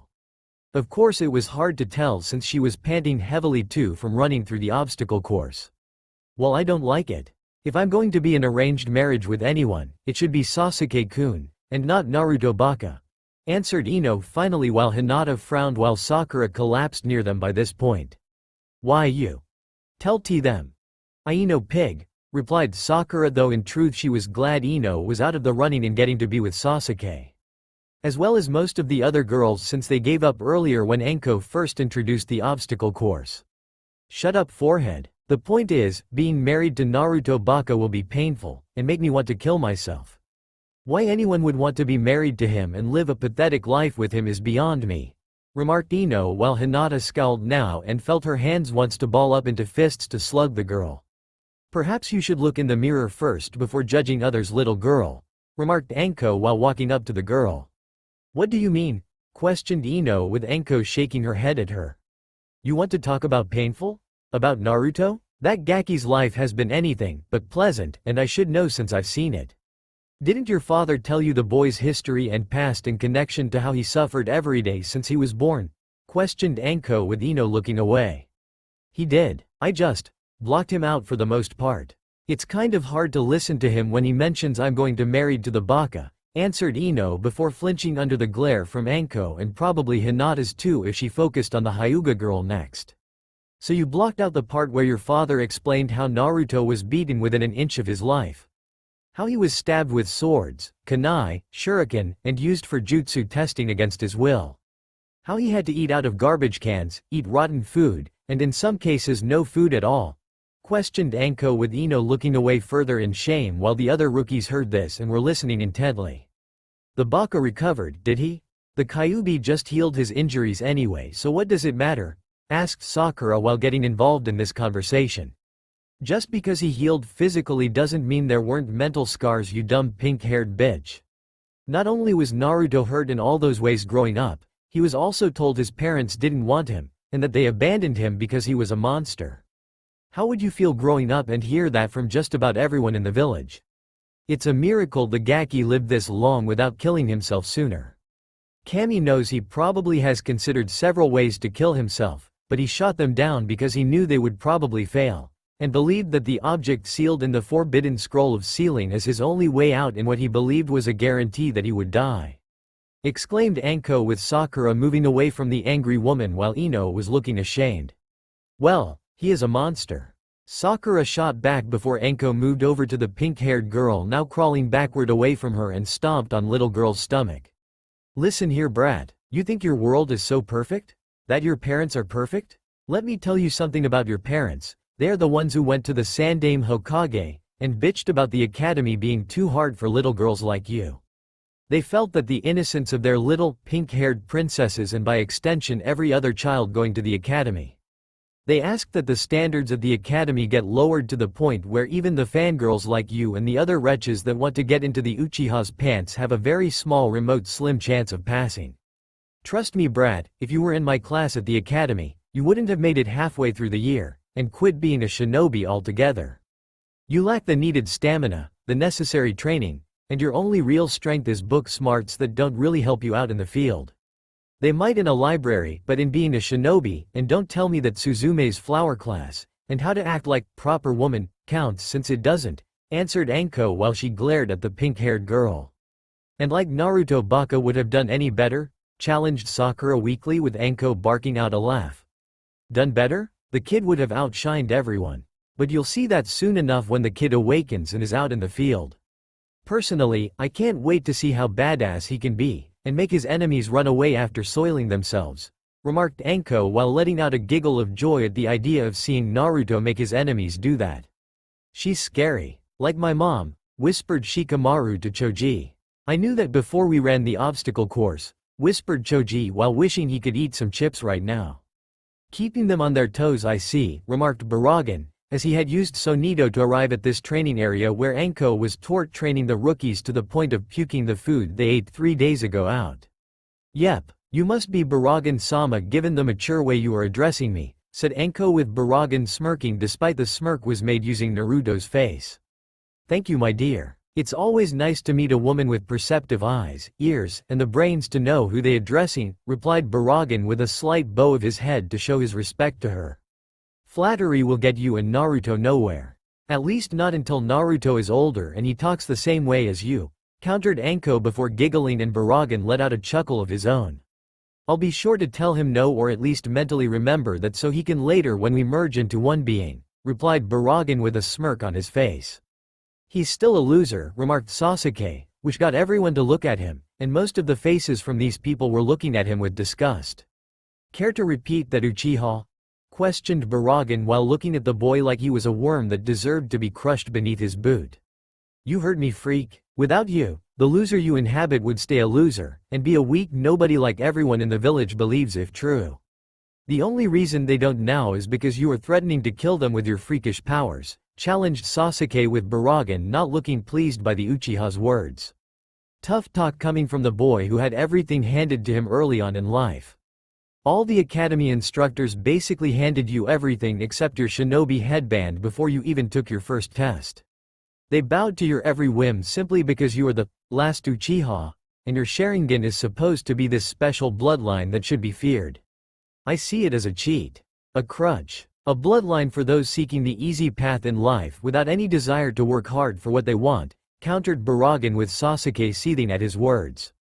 "I'm an Uchiha, the elite of this village. They should give me everything I desire simply because my eyes and bloodline are the future of this village. Not you and that no-class orphaned fool, who deserves to die with his deadbeat father, and whore for a mother. I bet the dead last isn't even the Yondaimi's son, and that bitch whored herself throughout Konoha just to stay in this village," exclaimed Sasuke before Baragan used Tsunade and appeared in front of the Uchiha before striking the boy in the chest with an open palm strike that sent the victim of the simple strike bouncing violently multiple times into a tree. "You speak out of place, boy," replied Baragan in a dangerous tone and walked over to the downed Uchiha before he was surrounded by blank-masked Anbu. "Step away from the Uchiha," commanded the captain of the group. "And who are you to command me?" questioned Baragan while ignoring the blade at the boy's throat he was currently possessing. "We protect the last Uchiha from any and all threats.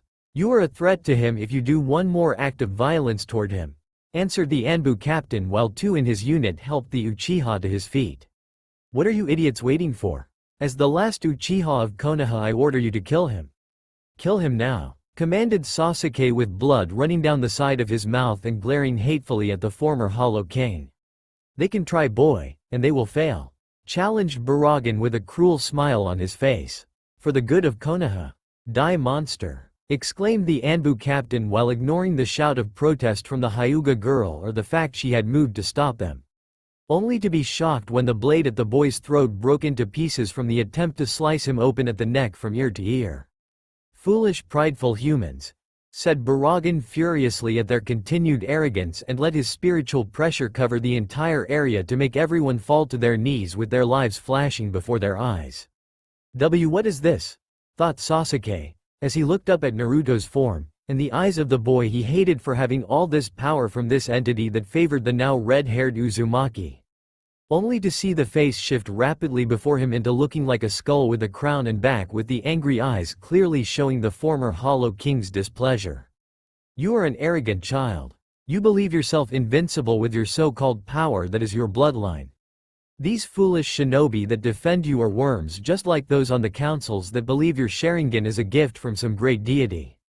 They sit in their little cradle of power, stomping their fists, beating their chests, all the while trying to use some invisible authority they all believe is there in order to get command over someone like me.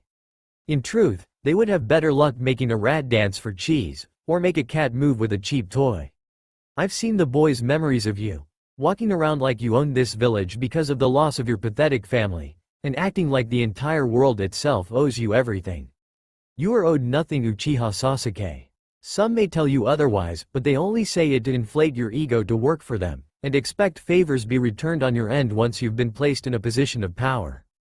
You need to be reminded of the order of things and that you are not the elite shinobi. Everyone in this village has practically proclaimed you to be despite no outside experience whatsoever on your part, stated Baragan before he smacked Sasuke in the face multiple times in the face with the end of his cane 6 times.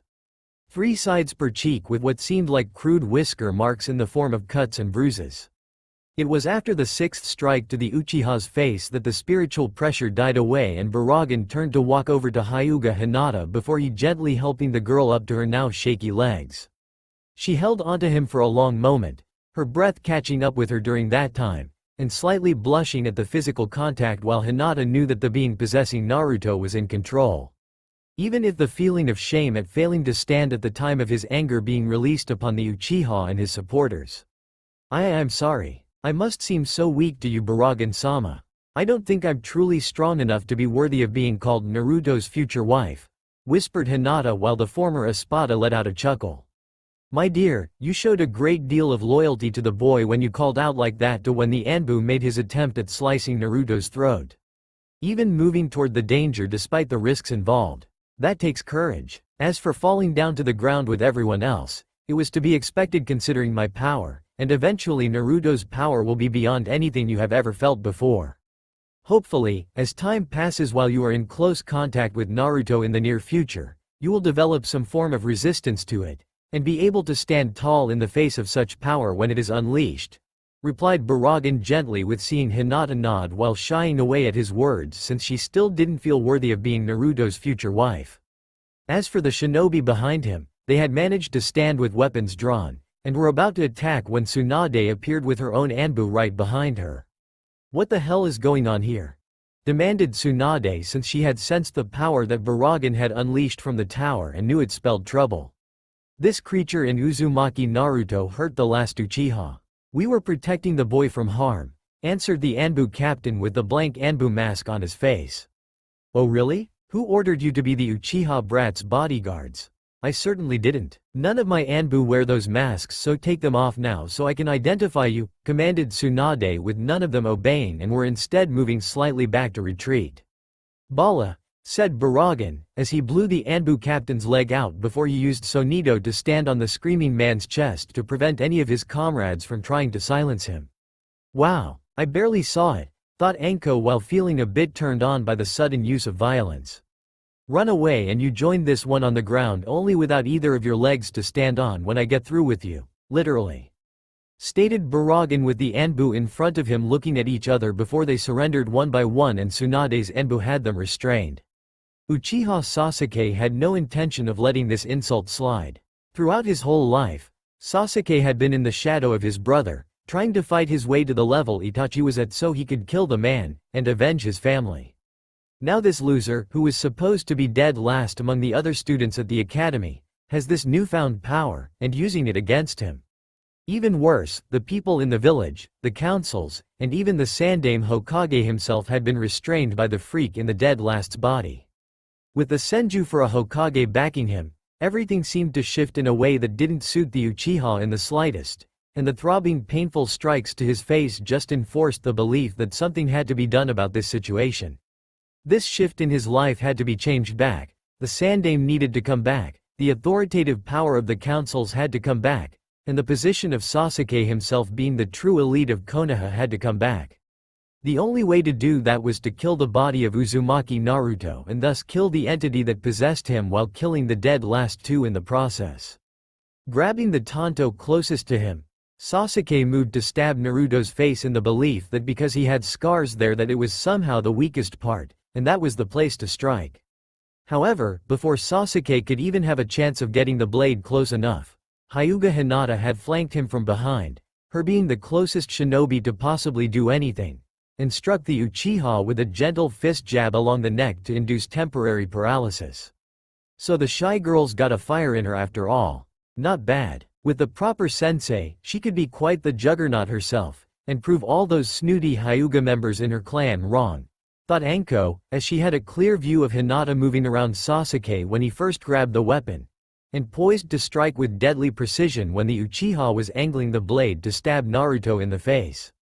For someone who believes they aren't strong enough to be Naruto's wife in the future, you're doing a good job in disproving that belief, remarked Baragan with a smirk on his, Naruto's face, while Hinata herself found herself focusing on what she had done with the reality of the situation catching up to her.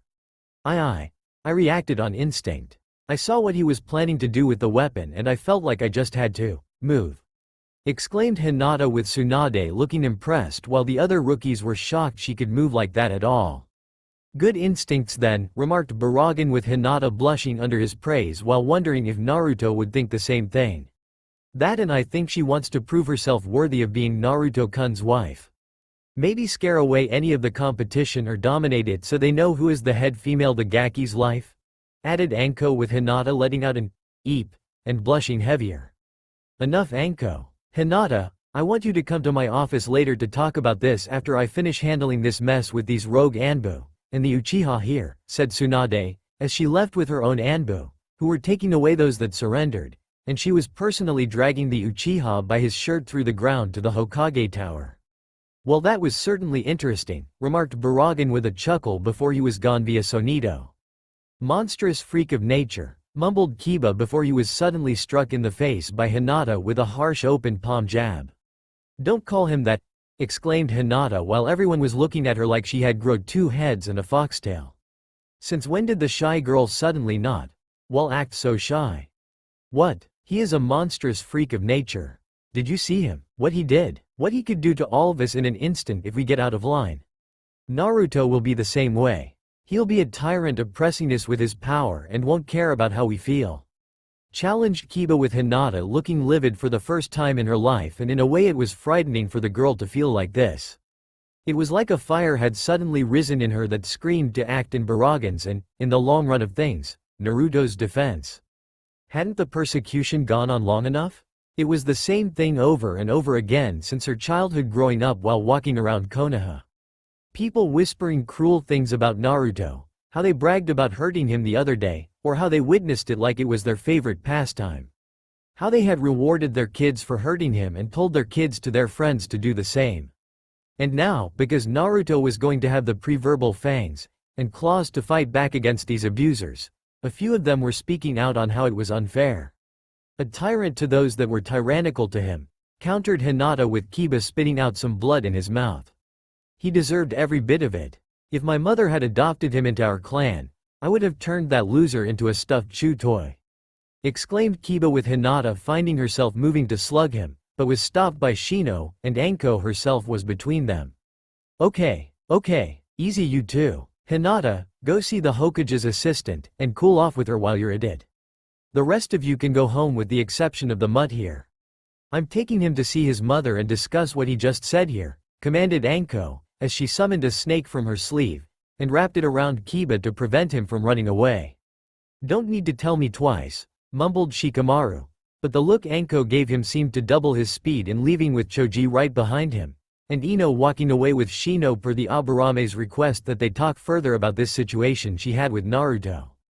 The Aburame clan was filled with masters of logic, and the Aburame heir also knew that helping Ino understand things would go a long way in her accepting Naruto as the end result. It would also help Naruto in terms of healing emotional scars from the past and thus make the boy that would be a potential shinobi comrade less likely to lash out at them with his deathly powers. Can we talk about this? Asked Kiba in nervous tone. Sure, we can talk about this.